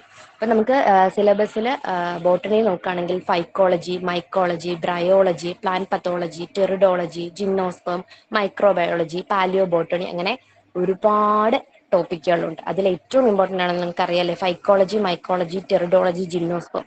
ഇത് വളരെ ഇമ്പോർട്ടൻ്റ് ആണ്. ഇതിനകത്ത് നിന്ന് എക്സാമ്പിൾസ് റിലേറ്റ് ചെയ്തിട്ട് കുറേ ക്വസ്റ്റ്യൻസ് പ്രീവിയസ് ഇയറിൽ ചോദിച്ചിട്ടുണ്ട്. അപ്പം ബോട്ടണി അല്ലെങ്കിൽ സോളജി പഠിക്കുമ്പോൾ എക്സാമ്പിൾസ് വളരെയധികം നോട്ട് ചെയ്ത് നമ്മൾ പഠിക്കണം. കാരണം എക്സാമ്പിൾ ഇത് ഏത് ക്ലാസ്സിൽ വരുന്നു അല്ലെങ്കിൽ ഇത് ഏത് ഗ്രൂപ്പ് എന്നുള്ള രീതിയിലുള്ള ക്വസ്റ്റ്യൻസ് നമുക്ക് പ്രതീക്ഷിക്കാം. അപ്പം നമ്മൾ ഡീപ്പായിട്ട് തന്നെ പഠിക്കണം. പഠിക്കുന്ന കാര്യങ്ങൾ ഇപ്പോൾ ഒരുപാട് ആ സിലബസ് ഫുൾ കവർ ചെയ്തു എന്നതിൽ കാര്യമില്ല. പഠിച്ചത് 1 or 2 ടോപ്പിക് ആണെങ്കിലും അത് പെർഫെക്റ്റ് ആക്കിയിട്ട് വേണം അടുത്ത ടോപ്പിക്കിലേക്ക് പോകാൻ. അപ്പം നമ്മുടെ മെയിൻ സ്ട്രാറ്റജി അതാണ്. നമ്മൾ പഠിക്കുന്ന ടോപ്പിക്കുകൾ പെർഫെക്റ്റ് ആക്കി അതിൻ്റെ മാക്സിമം ക്വസ്റ്റ്യൻസ് ചെയ്ത് കംപ്ലീറ്റ് ഡൗട്ടും എല്ലാം ക്ലിയർ ചെയ്ത ശേഷം മാത്രമേ നമ്മൾ നെക്സ്റ്റ് ടോപ്പിക്കിലേക്ക് പോവുകയുള്ളൂ. അതുപോലെ തന്നെ microtechnique, taxonomy, molecular biology, അങ്ങനെ ഒരുപാട് ടോപ്പിക്കുകൾ ബോട്ടണിയിലുണ്ട്. ഇതേപോലെ തന്നെ സുവോളജിയിൽ നിന്നും systematics, animal diversity, ethology, evolution and zoogeography, research methodology, biophysics and instrumentation. ഈ ബയോഫിസിക്സ് ഒക്കെ രണ്ടിലും സെയിം ആയിട്ടുള്ള ടോപ്പിക്കാണ്. സുവോളജിയിൽ കൊടുത്തിട്ടുണ്ടെന്നേ ഉള്ളൂ, രണ്ടിലും നമ്മൾ കോമൺ ആയിട്ട് പഠിക്കുന്ന കാര്യമാണ്. Bio chemistry, physiology. ഇതിൽ ഏറ്റവും നമുക്ക് ഇമ്പോർട്ടൻ്റ് എന്ന് പറയാവുന്നതെന്ന് പറഞ്ഞാൽ മോളിക്കുലാർ ബയോളജിയാണ്. നമ്മൾ ക്വസ്റ്റ്യൻ പേപ്പർ എടുത്ത് നോക്കുകയാണെങ്കിൽ അല്ലെങ്കിൽ ഈ ഒരു ബയോളജി ഓറിയന്റഡ് ആയിട്ടുള്ള ഏതൊരു എക്സാം എടുത്ത് നോക്കുകയാണെങ്കിലും PSCയിൽ കൂടുതലും ക്വസ്റ്റ്യൻസ് കാണുന്നൊരു പോർഷനാണ് മോളിക്കുലാർ ബയോളജി. നമ്മൾ കൃത്യമായിട്ട് മോളിക്കുലാർ ബയോളജി ഫോക്കസ് ചെയ്ത് പഠിക്കണം. എല്ലാ ടോപ്പിക്കും ഫോക്കസ് ചെയ്യണം. അതിൽ കുറച്ചും കൂടി നമ്മൾ ജനറ്റിക്സ് അല്ലെങ്കിൽ മോളിക്കുലാർ ബയോളജിക്ക് കുറച്ച് കൂടുതൽ ഇമ്പോർട്ടൻസ് കൊടുക്കണം. അപ്പം നിങ്ങൾ ചിന്തിക്കും നമുക്ക് സ്വന്തമായിട്ട് പഠിച്ചുകൂടെ, നമ്മൾ PG സ്വന്തമായിട്ടാണ് പഠിച്ചത്, അപ്പം ഇത് സ്വന്തമായി പഠിച്ചെടുത്തുകൂടെ എന്ന് ചിന്തിച്ചു കഴിഞ്ഞാൽ ഇപ്പം നമുക്കറിയാമല്ലേ PGക്ക് നമുക്ക് ടെക്സ്റ്റ് ബുക്കുകളോ കാര്യങ്ങളോ ഒന്നും അവൈലബിൾ അല്ല. എന്ന് വെച്ചാൽ നമ്മൾ ലൈബ്രറിയിൽ പോയിട്ട് ഇപ്പം ഡിഗ്രിക്ക് പഠിക്കുമ്പോൾ നമുക്കൊരു ടെക്സ്റ്റ് ബുക്ക് ഇങ്ങനെ തരികയാണ്, നമ്മളത് നോക്കി പഠിച്ച് എക്സാം പോയി എഴുതുക ചെയ്യുന്നത്. എന്നാൽ PGക്ക് വരുമ്പോൾ നമ്മൾ പല പല ബുക്കുകളാണ് റെഫർ ചെയ്യുന്നത് അല്ലേ. ഒരു ബുക്കിൽ നിന്ന് എല്ലാ ടോപ്പിക്കുകളൊന്നും കിട്ടില്ല. പല പല ബുക്കുകൾ റെഫർ ചെയ്തിട്ടാണ് നമ്മൾ കഷ്ടപ്പെട്ട് നോട്ട്സൊക്കെ ഒപ്പിച്ചെടുത്തിട്ടാണ് ഇപ്പോൾ എക്സാം എഴുതാറുള്ളത്. അപ്പം അതിൻ്റെ ഒരു പാട് നമുക്കറിയാലോ, PG കഴിഞ്ഞ് എല്ലാവർക്കും അറിയാം. അപ്പം നമ്മൾ ആ ടൈമിൽ തന്നെ ഇപ്പം ഞാനൊക്കെ പഠിക്കുന്ന ടൈമിൽ ഞങ്ങൾ ചെയ്തിരുന്നതെന്ന് പറഞ്ഞു കഴിഞ്ഞാൽ ഗ്രൂപ്പായിട്ട് ഓരോ ടോപ്പിക്കും ഓരോരുത്തർക്ക് കൊടുക്കും. അപ്പം അവർ എന്ത് ചെയ്യും, ആ ബുക്ക് വായിച്ചിട്ട് അത് റെഫർ ചെയ്ത് അവർ ആ നോട്ട്സ് ഉണ്ടാക്കും, എന്നിട്ട് നോട്ട്സ് ഷെയർ ചെയ്യും. അപ്പം നമുക്ക് വളരെയധികം എന്താണ് നമ്മുടെ സമയം ലാഭമാണല്ലേ. അപ്പം അതേ സെയിം സ്ട്രാറ്റജിയാണ് നമുക്ക് ഇവിടെയും ചെയ്യാവുന്നത്. ഞാൻ ബുക്കുകൾ വായിച്ച് എടുത്ത് അല്ലെങ്കിൽ നിങ്ങൾക്ക് പ്രോപ്പറായിട്ട് ക്യാപ്സ്യൂൾ രൂപത്തിൽ നോട്ട്സ് പ്രിപ്പയർ ചെയ്ത് അതിൻ്റെ ക്വസ്റ്റ്യൻസും നിങ്ങൾക്ക് ഫ്രീ തരുന്നു അല്ലേ. നിങ്ങൾക്കിപ്പം നിങ്ങളുടെ അത്രയും ടൈം നിങ്ങൾക്ക് കളയുന്നില്ല. നിങ്ങളുടെ ജോലി എന്ന് പറയുന്നത് ആ തരുന്ന മെറ്റീരിയലിനെ പ്രോപ്പറായിട്ട് പഠിക്കുക. വേണമെങ്കിൽ അഡീഷണൽ പോയിന്റ്സ്, ഇപ്പം എല്ലാവരും പെർഫെക്റ്റ് അല്ലല്ലോ, ഇപ്പം എന്തെങ്കിലും പോയിന്റ്സോ കാര്യങ്ങളോ വിട്ടുപോയിട്ടുണ്ടെങ്കിൽ നിങ്ങൾക്ക് അഡീഷണൽ പോയിന്റ്സ് ചേർക്കാം. അപ്പോൾ ബാക്കി എല്ലാം ആ ഒരു ബേസിക് ആയിട്ടുള്ള പോയിന്റ്സും അല്ലെങ്കിൽ ഡീപ്പായിട്ടുള്ള നോളജ് നിങ്ങൾക്ക് തരികയാണ് ചെയ്യുന്നത്. അപ്പം നിങ്ങൾക്ക് വേറെ ഇപ്പം ബോട്ടണിയെ സംബന്ധിച്ച് ഇപ്പം ബോട്ടണിക്കാർക്കാവുമ്പോൾ എന്തായിരിക്കും, ബോട്ടണി അത്യാവശ്യം കാര്യങ്ങളും നോട്ട്സോ കാര്യങ്ങളോ ഒക്കെ ചിലപ്പോൾ അവരുടെ കയ്യിൽ കാണും. പക്ഷെ സുവോളജി അപ്പോൾ എന്തായിരിക്കില്ല, നമ്മുടെ കയ്യിൽ കാണില്ല. അപ്പം അത് ബാലൻസ് ചെയ്യണം. ഇപ്പം നമ്മൾ ഏറ്റവും ചെയ്യുന്നൊരു മിസ്റ്റേക്ക് എന്ന് പറഞ്ഞു കഴിഞ്ഞാൽ MSc സുവോളജിക്കാരാണെങ്കിൽ സുവോളജി മാത്രം പഠിക്കുക, എൻ്റെ സബ്ജക്റ്റ് പഠിച്ചു കഴിഞ്ഞാൽ മതി എന്ന് വിചാരിക്കും. അപ്പം നമുക്ക് റാങ്ക് ലിസ്റ്റിൽ വരാം. പക്ഷെ നമ്മുടെ ലക്ഷ്യം എപ്പോഴും ആദ്യത്തെ ഒരു 10 റാങ്കിനുള്ളിൽ വരികയാണെങ്കിൽ നമ്മൾ എന്ത് വേണം, 2 സബ്ജക്റ്റും ഈക്വലി ഇമ്പോർട്ടൻ്റ് അല്ലെങ്കിൽ പോലും ഒരു ബോട്ടണി എന്ന് പറയുന്നത് അല്ലെങ്കിൽ ബോട്ടണി ആയിക്കോട്ടെ സുവോളജി ആയിക്കോട്ടെ, ഇത് രണ്ടും എന്തുണ്ട് ഈക്വലി ഇമ്പോർട്ടൻ്റ് ആണ്. അപ്പം നിങ്ങൾക്ക് MSc ബോട്ടണി ആയിട്ടുള്ള ഒരാളാണ് നിങ്ങളെങ്കിൽ നമുക്ക് ആ 50 മാർക്ക് ഒരു കാരണവശാലും നമ്മുടെ കയ്യിൽ നിന്ന് പോകാൻ പാടില്ല. കാരണം നമുക്ക് 2 വർഷം കഷ്ടപ്പെട്ട് പഠിച്ച് എടുത്തൊരു ഡിഗ്രിയാണ് അതല്ലേ. അപ്പം അതിനകത്ത് നിന്ന് ആ ഒരു 50 മാർക്ക് നമുക്ക് ഒരു കാരണവശാലും പോകാൻ പാടില്ല. അത് നമ്മൾ ആദ്യം സെക്യൂർ ആക്കുകയാണ് ചെയ്യേണ്ടത്. അപ്പം നിങ്ങൾ MSc സുവോളജി ആണെങ്കിൽ ആ സുവോളജിയിലെ 50 മാർക്ക് ഫസ്റ്റ് സെക്യൂർ ആക്കുക. ദെൻ നമ്മൾ എന്ത് ചെയ്യുക, ബാക്കിയുള്ള ഒരു 50 ബാക്കി പകുതിയിലേക്ക് ഇറങ്ങുക. ആ പകുതിയാണ് നമ്മൾ കുറച്ചും കൂടി ടൈം എടുത്ത് പഠിച്ച് ഫസ്റ്റ് തന്നെ റാങ്ക് ലിസ്റ്റിൽ വരാനായിട്ടുള്ളൊരു ശ്രമിക്കേണ്ടത്. പിന്നെ പറഞ്ഞതുപോലെ തന്നെ നമ്മൾ ഇതിൽ ഒരുപാട് ബുക്സുകൾ റെഫർ ചെയ്യണം അല്ലേ. ഇപ്പം നമ്മൾ മെയിനായിട്ട് നമുക്കറിയാം PGയിൽ നമ്മുടെ കേരള യൂണിവേഴ്സിറ്റിയുടെ ഒക്കെ സിലബസ് എടുക്കുകയാണെങ്കിൽ അതിൽ വ്യക്തമായിട്ട് ഏതൊക്കെ ബുക്കുകളാണ് റെഫർ ചെയ്യേണ്ടത് എന്ന് പറയാറുണ്ടല്ലേ. നമ്മൾ പഠിക്കുമ്പോൾ സമയത്ത് അറിയാം. അതായത് ഇപ്പോൾ ഫൈക്കോളജിക്കൊക്കെ ആണെങ്കിൽ ശർമ്മ OPD ഒക്കെ ബുക്കുകളാണെങ്കിൽ വളരെ നല്ലതാണ്. എന്ന് വെച്ച് കഴിഞ്ഞാൽ സിമ്പിൾ ലാംഗ്വേജ് ആയിരിക്കും, നമുക്ക് വായിച്ചാൽ കുറച്ചുകൂടെ എന്റർടൈനിങ് ആയിരിക്കും. ഒരുപാട് ഡ്രൈ സബ്ജക്റ്റ് പോലെ ആയിരിക്കില്ല ആ ബുക്കിൽ കൊടുത്തിരിക്കുന്നത്. അപ്പം നമ്മൾ ശർമ്മ OPD ഒക്കെ ബുക്കുകൾ റെഫർ ചെയ്യുകയാണെങ്കിൽ കുറച്ചും കൂടി ബെറ്റർ ആയിരിക്കും. അതുപോലെ തന്നെ ബ്രയോഫൈറ്റ, ടെറുഡോഫൈറ്റ, ജിംനോസ്പേംസ് ഇതിനൊക്കെ ആണെങ്കിലും വസിഷ്ഠയുടെ ബുക്കുകൾ അല്ലെങ്കിൽ ശർമ്മ OP എനിക്ക് തോന്നുന്നു ബോട്ടണിയുടെ ഓൾമോസ്റ്റ് ടോപ്പിക്കിലും ബുക്കുകളുണ്ട്. അപ്പോൾ ഫസ്റ്റ് പ്രിഫറൻസ് നമ്മൾ ശർമ്മ OPക്ക് കൊടുക്കാം. അതുപോലെ തന്നെ വസിഷ്ഠ ഇവരുടെയൊക്കെ ബുക്കുകൾ വളരെയധികം നല്ല എന്റർടൈനിങ് ചെയ്യുന്ന ടൈപ്പ് ഓഫ് ബുക്കുകളാണ്. അതായത് ഒരുപാട് ഡ്രൈ അല്ല. ദെൻ മൈക്രോ ടെക്നിക് ഉണ്ട്, ജനറ്റിക്സിന് സ്റ്റിക്ബർഗിന്റെ ബുക്സ്, ജനറ്റിന്റെ ബുക്കുകൾ, ഇതൊക്കെ ആയിരിക്കും നമ്മൾ കൂടുതലായിട്ട് റെഫർ ചെയ്യുകയും ഒക്കെ ചെയ്യുന്നത്. അപ്പം ഞാൻ ആദ്യം തന്നെ സ്ട്രാറ്റജി പറയാം. നമ്മൾ കൃത്യമായിട്ട് ടോപ്പിക്ക് കവർ ചെയ്യും. ഫസ്റ്റ് നമ്മൾ സിലബസ് ഓറിയന്റഡ് ആയിട്ട് ഓരോ ടോപ്പിക്കും കൃത്യമായി സിലബസിൽ എന്താണോ പറഞ്ഞിരിക്കുന്നത് അത്രയും കാര്യങ്ങളും പ്രോപ്പറായിട്ടുള്ള നോട്ട്സും കാര്യങ്ങളും പ്രൊവൈഡ് ചെയ്യും. അതിനോടൊപ്പം മാക്സിമം നമ്പർ ഓഫ് MCQs. എപ്പോഴും നമ്മൾ ഫോക്കസ് ചെയ്യുന്നത് ഒരുപാട് പഠിക്കുന്നതിലല്ല, പഠിക്കുന്ന കാര്യങ്ങൾ പെർഫെക്റ്റ് ആക്കുന്നതിലാണ്. അപ്പം ഒരു ടോപ്പിക്ക് പഠിക്കുന്നു, ആ ടോപ്പിക്കിന്റെ മാക്സിമം നമ്പർ ഓഫ് MCQsകൾ നിങ്ങൾക്ക് തരിക. അതാണ് മെയിൻ ആയിട്ടുള്ള ലക്ഷ്യം. അപ്പം എല്ലാവർക്കും all the best. Thank you teacher. കോഴ്സിന്റെ സ്ട്രക്ചർ നിങ്ങൾ ചോദിച്ചിരുന്നു. അതുപോലെ എന്തെങ്കിലും ഡൗട്ടുകൾ ഉണ്ടെങ്കിൽ അത് ചാറ്റ് ബോക്സിൽ ഇപ്പൊ ടൈപ്പ് ചെയ്തിടാം. അതുൽ സാർ നമ്മോടൊപ്പം ഉണ്ട്, നമ്മുടെ ഫാക്കൽറ്റി ടീം മുഴുവൻ ഉണ്ട്. നിങ്ങളുടെ ഡൗട്ടുകൾക്ക് ക്ലാരിഫിക്കേഷൻ കിട്ടുന്നതായിരിക്കും. അധ്യാപകർ പറഞ്ഞതുപോലെ വെൽ റിസർച്ച്ഡ് ആയിട്ട് നിങ്ങൾ പല പുസ്തകങ്ങൾ ഇപ്പൊ നോക്കിക്കഴിഞ്ഞാൽ ഡോക്യുമെന്റ്സ് ആണെങ്കിൽ ഫിസിക്സ് മെയിൻ ആയിട്ട് എടുത്തവർ കെമിസ്ട്രി കൂടി പഠിക്കണം, അല്ലെങ്കിൽ കെമിസ്ട്രി എടുത്തവർ ഫിസിക്സ് കൂടി പഠിക്കണം. ബയോളജി ആണെങ്കിൽ ബോട്ടണിയും സുവോളജിയും ഒരുപോലെ പഠിക്കേണ്ടതായിട്ടുണ്ട്. ഇനി ഫിസിക്സിന്റെ ആണെങ്കിലും കെമിസ്ട്രിയുടെ ആണെങ്കിലും 10ഓ അതിലധികമോ ബുക്കുകൾ റിസർച്ച് ചെയ്തിട്ടാണ് നമ്മൾ സിലബസ് കവർ ചെയ്യുന്നതും അതുപോലെ ഡിസ്കഷൻ നടത്തുന്നതും. അപ്പോൾ ഈ കാര്യങ്ങളെല്ലാം ഒരുമിച്ച് ചേർന്ന് വരുന്ന ഹൈ ക്വാളിറ്റി ക്ലാസ്സുകൾ, ക്വസ്റ്റ്യൻ ഡിസ്കഷൻ ക്ലാസ്സുകൾ, നോട്ടുകൾ, ഡൗട്ട് ക്ലിയറൻസിന് വേണ്ടി ഇൻഡിവിജ്വൽ ആയിട്ട് നിങ്ങൾക്ക് ഒരു കോർഡിനേറ്റർ ഉണ്ടാവും. ഏതെങ്കിലും ഒരു ഗ്രൂപ്പോ കമ്മ്യൂണിറ്റിയോ അല്ല, ഇൻഡിവിജ്വൽ ആയിട്ട് ഒരു കോർഡിനേറ്ററെ അസൈൻ ചെയ്ത് ഉത്തരവാദിത്വത്തോടു കൂടി സമയബന്ധിതമായിട്ട് ഡൗട്ട് ക്ലിയർ ചെയ്യുകയും ടോപ്പിക് ടെസ്റ്റുകളും ഫുൾ ലെങ്ത് റിവിഷൻ എക്സാമുകളും ഡെയിലിയുള്ള മോട്ടിവേഷനും ഗൈഡൻസും എല്ലാം നൽകുന്നുണ്ടാവും. ഈ നമ്പറുകളിൽ നിങ്ങൾക്ക് കോൺടാക്ട് ചെയ്യാം. ഇപ്പോൾ ഓഫീസ് ടൈമിന് പുറത്തായതുകൊണ്ട് ഉടനെ റെസ്പോൺസ് കിട്ടിയെന്ന് വരില്ല. വാട്സപ്പിലൂടെ ഡീറ്റെയിൽസ് അയച്ചിട്ട് കഴിഞ്ഞാൽ നിങ്ങൾക്ക് തൊട്ടടുത്ത ദിവസം രാവിലത്തേക്ക് ഇൻഫോ കിട്ടും. ട്രയൽ ക്ലാസ്സുകൾ ഇപ്പോൾ തന്നെ കാണാനുള്ള ലിങ്കുകൾ കമ്മ്യൂണിറ്റിയിൽ ചേർത്തിട്ടുണ്ട്. ബയോളജി അടക്കം എല്ലാ കോഴ്സുകളുടെയും ഫീസ് ഇപ്പോൾ ഡിസ്കൗണ്ടിന് ശേഷം 10,000 ആണ്. ഇപ്പോഴത്തെ ഫീസ് 6,999 ആണ്. 6,999 രൂപയ്ക്ക് നിങ്ങൾക്ക് ജോയിൻ ചെയ്യാം. കുറഞ്ഞ കാലഘട്ടത്തിലേക്ക് മാത്രമായിരിക്കും ഈ ഡിസ്കൗണ്ടഡ് ഫീസ് ഉണ്ടാവുക എന്ന് ഓർമ്മപ്പെടുത്തുന്നു. ഡോക്യുമെന്റ്സിനും സെയിം കാര്യങ്ങൾ തന്നെയാണ്. ഡോക്യുമെന്റ്സിനും ഇതുപോലെ ഫിസിക്സിന്റെയും കെമിസ്ട്രിയുടെയും മുഴുവൻ ക്ലാസ്സുകൾ കിട്ടുന്നുണ്ടാവും കീർത്തി. ഇനിയും ഫിസിക്സും ഡോക്യുമെന്റ്സും അല്ലെങ്കിൽ കെമിസ്ട്രിയും ഡോക്യുമെന്റ്സും ഒരുമിച്ചെടുക്കുന്നവർക്ക് 3,000 രൂപ മാത്രം, പകുതിയിൽ താഴെ ഫീസ് മാത്രം അടച്ച് കോംബോ ആയിട്ട് 2 കോഴ്സുകളും കൂടി എടുക്കാനായിട്ട് സാധിക്കും. ഡോക്യുമെന്റ്സിന് തയ്യാറെടുക്കാൻ ഡോക്യുമെന്റ്സ് തന്നെ ജോയിൻ ചെയ്യണം അക്ഷയ. അപ്പോൾ 6,999 ആണ് നിങ്ങൾ ഇപ്പോൾ അടച്ചതെങ്കിൽ 3,000 രൂപ കൂടി അടച്ച് ആ കോഴ്സ് കൂടി ആഡ് ചെയ്യാം. അല്ലെങ്കിൽ ഒരുമിച്ച് 9,999 അടച്ചിട്ട് കോംബോ ആയിട്ട് 9,999 പേ ചെയ്ത് കഴിഞ്ഞാൽ ഫിസിക്സ് പ്ലസ് ഡോക്യുമെന്റ്സ് ലഭിക്കുന്നുണ്ടാവും. അല്ലെങ്കിൽ കെമിസ്ട്രി പ്ലസ് ഡോക്യുമെന്റ്സും അതേ രീതിയിൽ ലഭിക്കുന്നുണ്ടാവും. സ്പെക്സ് യൂസ് ചെയ്യുന്നവർക്കും അപ്ലൈ ചെയ്യാനായിട്ട് സാധിക്കും. കണ്ണടയോട് കൂടിയോ അല്ലാതെയോ 6x6 വിഷൻ ഉണ്ടാവണമെന്നേ പറയുന്നു. സ്പെക്സിന്റെ സഹായത്തോടു കൂടി 6x6 വിഷൻ ഉണ്ടെങ്കിലും അപ്ലൈ ചെയ്യാനായിട്ട് പറ്റും.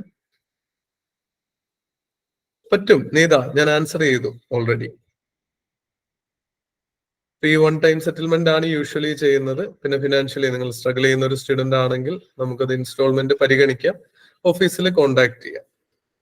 ഡോക്യുമെന്റ്സ് മാത്രമായിട്ടും ജോയിൻ ചെയ്യാനായിട്ട് സാധിക്കും. പക്ഷെ നിങ്ങൾ ഫിസിക്സോ കെമിസ്ട്രിയോ എടുത്തൊരു വിദ്യാർത്ഥി ആണെങ്കിൽ ഡോക്യുമെന്റ്സിന്റെ സിലബസിൽ ഫിസിക്സും കെമിസ്ട്രിയും മുഴുവനായിട്ട് കവർ ചെയ്യുന്നുണ്ടാവില്ല.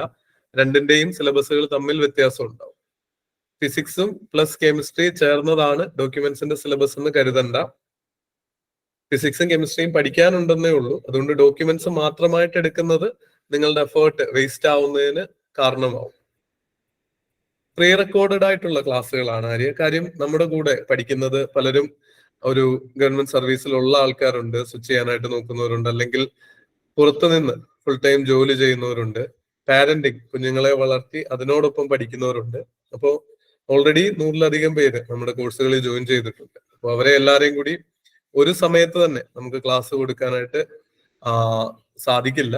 അതുകൊണ്ടാണ് പ്രീ റെക്കോർഡഡ് ക്ലാസ്സുകൾ ഏറ്റവും എഫിഷ്യന്റ് ആയിട്ട് നിങ്ങളിലേക്ക് കണ്ടന്റ് എത്തിക്കുന്ന രീതിയിൽ ക്രമീകരിച്ചിരിക്കുന്നത്. ഡോക്യുമെന്റ്സ് മാത്രമാണെങ്കിലും 6,999 ആണ് ഫീസ് വരുന്നത്. അതുപോലെ പരീക്ഷയോടടുത്ത് ലൈവ് ഡിസ്കഷൻസ് നമ്മൾ ഉപയോഗിക്കുന്നുണ്ടാവും. MSc മാർക്ക് കൂട്ടുന്ന ഒരു രീതി കാണുന്നില്ല. സാർ ഒന്ന് അതിൽ എന്തെങ്കിലും ഒരു അഡീഷണൽ ഇൻഫോ കൊടുക്കാനുണ്ടെങ്കിൽ കൊടുക്കാമോ Atul sir? Mark MSc mark കൊടുത്തില്ല. എക്സാം ഓൾറെഡി വന്നിട്ടുണ്ട്. ഒക്ടോബർ മുതൽ ഡിസംബർ വരെ ആ കാലം. അപ്പൊ ഒക്ടോബറിൽ തന്നെ വരും എന്ന് വിചാരിക്കുക. ഡൗട്ട് ക്ലിയറൻസ് നിങ്ങളിപ്പോ നിങ്ങൾക്ക് ഇപ്പൊ ഇന്ന് പഠിച്ചതിലൊരു സംശയം ഉണ്ടെന്ന് വിചാരിക്കുക. നിങ്ങൾ അപ്പൊ എന്ത് ചെയ്യണം? നിങ്ങൾക്ക് ഒരു നമ്പർ അക്കാദമിക് കോർഡിനേറ്ററിന്റെ, ആ അക്കാദമിക് കോർഡിനേറ്ററിന്റെ നിങ്ങൾക്ക് വാട്സപ്പിൽ ആ മെസ്സേജ് ഇടാം. ഇപ്പോൾ നിങ്ങൾ ഒരു ക്വസ്റ്റ്യൻ പേപ്പർ ആണ്, ക്വസ്റ്റ്യൻ പേപ്പർ ഡൗട്ട് ഉള്ള സാർ ഇതാണെന്നൊക്കെ പറഞ്ഞിടുകയാണെങ്കിൽ എത്രയും പെട്ടെന്ന് വിത്തിൻ 24 hours മാക്സിമം നമ്മൾ ആ ചോദ്യത്തിന് ഉത്തരം എന്റെ അടുത്ത് വരികയാണെങ്കിൽ ഞാനിപ്പോൾ അത് ചെയ്ത് അയച്ചു തരാൻ തിരിച്ചു അവിടെ നിങ്ങൾക്ക് അയച്ചു.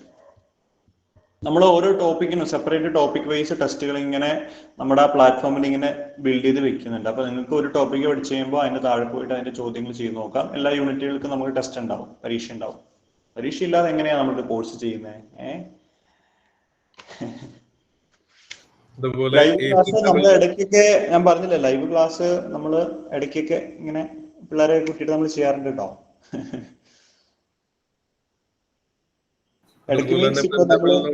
കാര്യവും ചോദിക്കുന്നുണ്ട് അതിൽ സാറേ.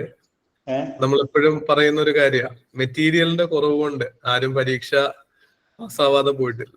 എന്നാൽ അത് പഠിക്കുന്നതിലെ കുറവുണ്ട് പരീക്ഷ പാസ്സാവാത്തവരല്ലേ കൂടുതലും. അപ്പൊ നിങ്ങൾ ഒരു കുറെ പ്രിന്റഡ് ആയിട്ടുള്ള മെറ്റീരിയൽ കയ്യിലെടുത്ത് വെക്കുന്നത് കൊണ്ട് പർപ്പസ് ഒന്നും ഉണ്ടാവില്ല. കുറെ പേര് പറയും നോട്ട് എഴുതാൻ സമയം പോകുന്നുണ്ടെന്ന്. അത് സമയം എടുക്കുന്ന കാര്യമാണ്. കാര്യം നോട്ട് എഴുതണമെങ്കിൽ ഏറ്റവും കുറഞ്ഞ പക്ഷം നിങ്ങൾ ശ്രദ്ധിച്ച് നോട്ട് വായിക്കണം. അത് മനസ്സിലിട്ടൊന്ന് അസിമുലേറ്റ് ചെയ്ത് കൺസോൾഡേറ്റ് ചെയ്ത് ഷോർട്ട് നോട്ടായിട്ട് ചിന്തിച്ചെടുക്കണം. മൂന്നാമതൊരു റിവിഷൻ എന്നുള്ള നിലയിൽ ഒരു പേപ്പറിലേക്ക് പേന ഉപയോഗിച്ച് അത് പകർത്തി എഴുതണം. 3 റൗണ്ട് പഠനവും റിവിഷനും അവിടെ നടക്കുന്നുണ്ട്. അതിന് പുറമെ എടുക്കുമ്പോൾ റിവിഷനും നടക്കും. അല്ല, ഇപ്പൊ ഫിസിക്സ് ആണെങ്കിലും നമ്മള് ക്ലാസ്സിന്റെ ഇടയ്ക്ക് ഒരുപാട് ചോദ്യങ്ങൾ ഞാൻ ചെയ്യുന്നുണ്ട് അഡീഷണൽ ആയിട്ട്, ഒരുപാട്. അപ്പൊ നമ്മളെ നോട്ട് മാത്രം തരികയാണെങ്കിൽ എന്താ പ്രശ്നം എന്ന് വെച്ച് കഴിഞ്ഞാല് നിങ്ങൾ ആ നോട്ട് മാത്രം നോക്കും, ക്ലാസ്സുകൾ കംപ്ലീറ്റ് കാണില്ല ചിലപ്പോൾ. അപ്പൊ എന്താ പറയുക, ഇതിന്റെ ഇടയ്ക്ക് നമ്മൾ കുറെ ചോദ്യങ്ങൾ ഇങ്ങനെ അഡീഷണൽ ചെയ്ത് പോകും. നിങ്ങൾക്കറിയാലോ ഫിസിക്സ് എന്ന് പറയുമ്പോൾ പ്രോബ്ലംസ് ഒരുപാടുണ്ട്. അപ്പൊ ശരിക്കും അതൊന്നും നിങ്ങൾ ശ്രദ്ധിക്കേണ്ടാവില്ല. അപ്പൊ ക്ലാസ് ആണെങ്കിൽ എപ്പോഴും നമ്മൾ ആ ക്ലാസ്സിൽ കേട്ട് നമ്മൾ ശരിക്കും ഒരു കോളേജിൽ പോയി ഇരിക്കുന്ന പോലെ ക്ലാസ്സുകൾ കണ്ട് എഴുതി, അതാണ് നല്ലത് എപ്പോഴും. ഇപ്പൊ നമുക്ക് വേണേൽ വെറുതെ നോട്ട് അങ്ങ് തരാൻ നിങ്ങൾക്ക്, പക്ഷെ അങ്ങനല്ല, ഒരു ഉത്തരവാദിത്തം ഇല്ലേ. നിങ്ങളിത് കണ്ട് എഴുതി പഠിച്ച് പാസ്സാവണം, അല്ലെങ്കിൽ ആദ്യത്തെ 10 ഇത്ര പേര് ഞങ്ങളുടെ ആളുകൾ ഉണ്ടാവണം എന്നുള്ളത് ഞങ്ങൾക്ക് നിർബന്ധമാണ്. അപ്പൊ അതുകൊണ്ട് വെറുതെ കോഴ്സ് വന്നിട്ട് നിങ്ങൾ പഠിച്ചോ എന്ന് പറഞ്ഞാൽ അങ്ങനെ ഓടിപ്പോകുന്ന ആളുകളല്ല. ഉത്തരവാദിത്തം ഉണ്ട്. ഞാൻ അതുകൊണ്ടും പറയാനുണ്ട്, നിങ്ങൾ പൈസ വന്നിട്ട് കോഴ്സ് എടുത്ത് പിന്നെ അത് ആ വഴിയിട്ട് അവസാനം 1 മാസം പഠിക്കാനാണ്, വെറുതെ പൈസ കളയരുത്. പഠിക്കാനാണെങ്കിൽ കോഴ്സ് എടുക്കുക, നന്നായിട്ട് പഠിക്കുക. നമ്മൾ കൊടുക്കുന്ന പൈസയ്ക്ക് ഒരു ഇത് വേണ്ടേ, വില വേണ്ടേ, അതാണ്. അതുപോലെ സൂസൻ സക്കറിയ പറയുന്നുണ്ട് MSc ഫിസിക്സ് ഗ്രാജുവേറ്റ് ആണ്, പക്ഷെ ഒരുപാട് കാലമായി സബ്ജക്റ്റുമായിട്ടുള്ള ടച്ച് പോയി എന്നൊക്കെ. ഇനി പരീക്ഷ ക്രാക്ക് ചെയ്യാൻ പറ്റുമോ എന്ന് ചോദിക്കുന്നുണ്ട് സാർ. നമ്മൾ ഏറ്റവും ആദ്യം ചെയ്തൊരു വീഡിയോ മീൻസ് ഈ സയന്റിഫിക് ഓപ്ഷനായിട്ട് നമ്മൾ ജനറലൈസ്ഡ് കോർഡിനേറ്റ് ആൻഡ് കൺസ്ട്രെയിൻസ് എന്ന് പറഞ്ഞ ക്ലാസിക്കൽ മെക്കാനിക്സിന്റെ ഒരു വീഡിയോ ചെയ്തിട്ടുണ്ട്. ക്ലാസ് യൂട്യൂബിലുണ്ട് കേട്ടോ. അത് ആ ക്ലാസ്സിൽ ഞാൻ പ്രത്യേകം പറയുന്നുണ്ട്. ഞാൻ ഓരോ ചെറിയ ചെറിയ കാര്യങ്ങളും ഇങ്ങനെ പറഞ്ഞാ പോകുന്നു. ഒരു ഡയമെൻഷൻ എന്ന് പറഞ്ഞാൽ എന്താണ്, എത്ര ഡയമെൻഷനുകളുണ്ട്, അത് വെച്ച് കൺസ്ട്രെയിൻ എങ്ങനെ കണ്ടുപിടിക്കേണ്ടതെന്നൊക്കെ. അപ്പോൾ ശരിക്കും പറഞ്ഞാൽ ഞാൻ പറയുന്നുണ്ട്, ഇതിപ്പോ നല്ലതായിട്ട് അറിയാവുന്നവർക്ക് ചിലപ്പോൾ ബോറടിക്കാൻ ചാൻസ് ഉണ്ട്. പക്ഷെ നമ്മുടെ ഒപ്പം വർഷങ്ങൾ 10-12 വർഷമോ കഴിഞ്ഞിട്ടുള്ള ആളുകൾ ഉണ്ടാവും. പക്ഷെ അവരെ കൂടി കൺസിഡർ ചെയ്യണം. അപ്പൊ അതുകൊണ്ടും അങ്ങനെ തന്നെ എടുക്കുള്ളൂ. പിന്നെ മനസ്സിലാക്കേണ്ട ഒരു കാര്യം കൂടി, നമ്മുടെ HSST ഫിസിക്സിൽ 13ാമത്തെ റാങ്ക് കിട്ടിയ ഒരു പയ്യനുണ്ടായിരുന്നു. അവൻ ശരിക്കും പറഞ്ഞു കഴിഞ്ഞാല് സബ്ജക്റ്റ് ഒക്കെ ടച്ച് വിട്ട് നിൽക്കുന്ന ഒരാളായിരുന്നു. ശരിക്കും ഞങ്ങളോട് പറയുകയും ചെയ്തതാണ്. അപ്പൊ അങ്ങനെ സബ്ജക്ട് ടച്ച് വിട്ട് നിന്ന ആളെ HSST പോലെ ഒരു ഹയർ സെക്കൻഡറി അധ്യാപകന്റെ PSCയിൽ I+ൽ വന്ന് പഠിച്ചിട്ട് 13ാമത്തെ റാങ്ക് വാങ്ങിക്കാന്ന് വെച്ചത് വലിയ കാര്യം തന്നെയാണ് കിട്ടിയത്. അപ്പൊ അതുകൊണ്ട് അതൊരു ഉദാഹരണമാണ് ശരിക്കും പറഞ്ഞു കഴിഞ്ഞാല്. ആർക്കും കിട്ടാം. കാരണം നമ്മുടെ 6 മാസം എങ്ങനെ പഠിക്കും എന്നുള്ളതാണ്. ഇതുവരെ നിങ്ങൾ എന്തായിരുന്നു എന്നുള്ളതൊന്നും ഇവിടെ കാര്യമില്ല. ഒരു വർഷം കഴിയുമ്പോൾ പോക്കറ്റി പച്ച മഷിയായിട്ട് ഇരിക്കണമെന്ന് ആഗ്രഹം ഉണ്ടെങ്കിൽ, നാട്ടുകാർ പോലീസിലാണവൻ എന്ന് പറയണമെങ്കിൽ, അങ്ങനെയൊക്കെ സ്വപ്നം കണ്ട ഒരു പക്ഷേ നിങ്ങൾക്ക് ഇത് പഠിക്കാൻ തോന്നും. അതുകൊണ്ട് ഗ്യാപ്പ് ഒന്നും വിചാരിക്കേണ്ട ആവശ്യമില്ല കേട്ടോ. ഗ്യാപ്പ് ഒന്നും വിചാരിക്കും. ഞാനാണേലും അധ്യാപനത്തിലേക്ക് വന്നതും PG കഴിഞ്ഞിട്ട് ഒരു കുറച്ച് വർഷം ഒരു ഗ്യാപ്പ് ഇട്ടിട്ടാവുന്നു. പക്ഷെ ഞാൻ രണ്ടാമത് എല്ലാം പഠിച്ചു. ഇപ്പൊ നിങ്ങളെ പഠിപ്പിക്കുന്നു, കണ്ടില്ലേ? അപ്പൊ എനിക്കൊക്കെ ഇത് സാധിക്കുമെങ്കിൽ നിങ്ങൾക്കൊക്കെ എന്താ സാധിക്കണ്ടേ? വെറുതെ അപ്പൊ അങ്ങനെ ടെൻഷൻ വേണ്ട കേട്ടോ, ഞാനില്ലേ കൂടെ.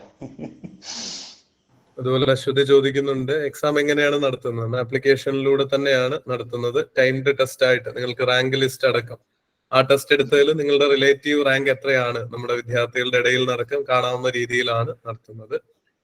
ലിഗ്നേഷ് ഇന്റർവ്യൂവിനെ പറ്റി ചോദിക്കുന്നുണ്ട്. എന്താ ഇന്റർവ്യൂ ഉണ്ടോ എന്നുള്ളത്. ഇന്റർവ്യൂ ഉണ്ട്. 20 മാർക്കിന് ഇന്റർവ്യൂ. നമ്മൾ ഇന്റർവ്യൂവിന് പോയി കസേര ഇരുന്നാൽ 12 മാർക്ക് കിട്ടും. വാതുറന്ന് എന്തെങ്കിലും പറഞ്ഞാൽ 2 മാർക്ക് കൂടി കിട്ടും. അപ്പോൾ 14 മാർക്ക്. 14 മാർക്കിന്റെ അപ്പുറം ആർക്കും PSCക്ക് ഇന്റർവ്യൂവിന് കിട്ടില്ല.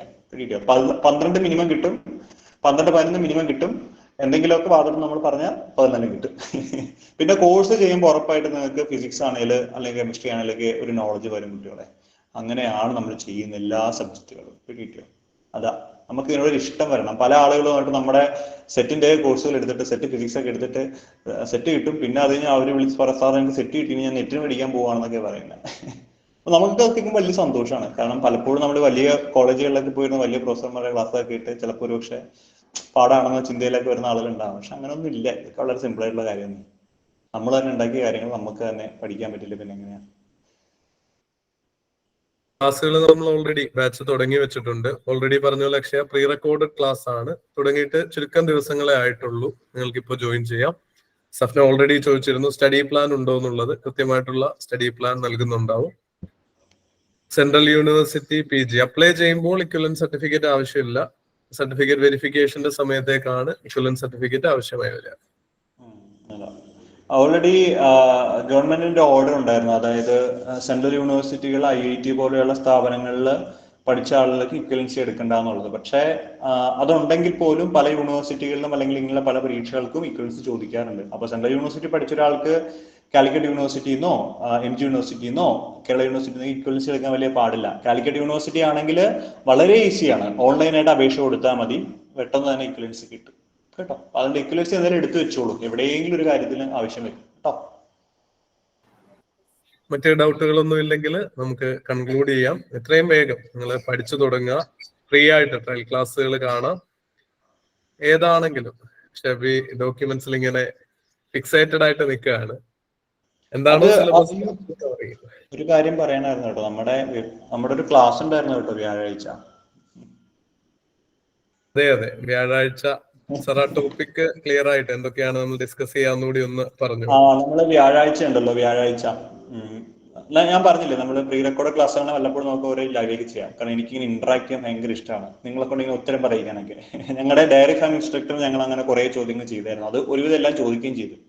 അപ്പോഴേ സംഭവം എന്താണെന്ന് വെച്ചാൽ വ്യാഴാഴ്ച, ഈ വരുന്ന വ്യാഴാഴ്ച വൈകിട്ട് ഇതുപോലെ ഒരു 7:30 സമയത്ത് ഫിസിക്സുകാർക്കും ഡോക്യുമെന്റ്സ് രണ്ടിനും പ്രിപ്പയർ ചെയ്യുന്ന ആളുകൾക്ക് വേണ്ടിയിട്ട് നമ്മളൊരു ന്യൂക്ലിയറിന് പാർട്ടിക്കിൾ ഫിസിക്സ് എന്ന് പറഞ്ഞ ടോപ്പിക്കാണ്. അതിൽ പാർട്ടിക്കിൾ ഫിസിക്സിന്റെ മുഴുവൻ ചോദ്യങ്ങളും, പയോണ്, കയോണ്, ഈറ്റ, മെസോണുകള്, quark, up quark, down quark, strange quark, charm, beauty, അങ്ങനെയുള്ള കുറെ സാധനങ്ങളുണ്ട്. പാർട്ടിക്കിൾ.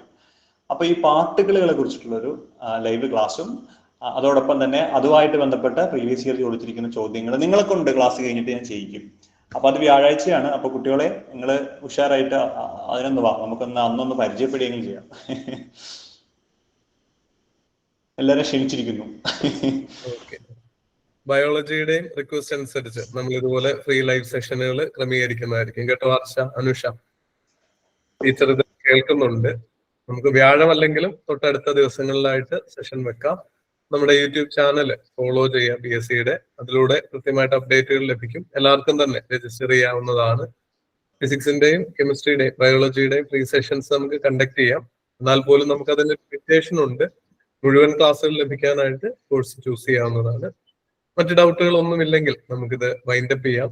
അതുൽ സാറിനോടും ശ്രീലക്ഷ്മി ടീച്ചറിനോടും ആരതി ടീച്ചറിനോടും ഒക്കെയുള്ള നന്ദി അറിയിക്കുന്നു. വന്ന് പാർട്ടിസിപ്പേറ്റ് ചെയ്ത ഏകദേശം 100-ലധികം ആൾക്കാർ ഓൾമോസ്റ്റ് ഫുൾ ടൈം ഉണ്ടായിരുന്നു. ഇപ്പോഴും 60-ലധികം പേരുണ്ട്. നിങ്ങൾക്ക് എല്ലാവർക്കും ഉള്ള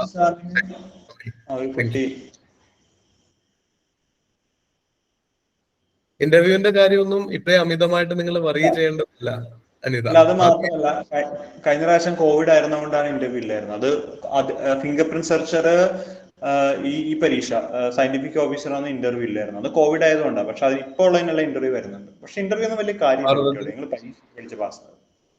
അതെ, ആദ്യം പരീക്ഷ പാസ്സായി റാങ്ക് ലിസ്റ്റ് ഷോർട്ട് ലിസ്റ്റിൽ വന്നിട്ടാണല്ലോ ഇന്റർവ്യൂവിലേക്ക് നമ്മൾ പോകുന്നത് തന്നെ. അപ്ലൈഡ് ഫിസിക്സ് ഇക്വലന്റ് ആയിട്ടുള്ള കോഴ്സുകളുടെ ലിസ്റ്റിൽ ഉള്ളതായതുകൊണ്ട് അതിന് പിന്നീട് നിങ്ങൾക്ക് ആവശ്യം ഉണ്ടാവില്ല. ഓക്കെ,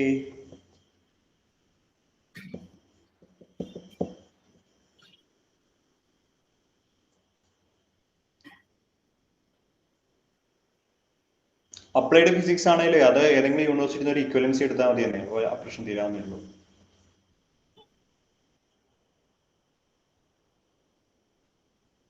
ഓക്കെ, അപ്പോ എല്ലാവർക്കും നല്ലൊരു രാത്രി നേരുന്നു. Good night.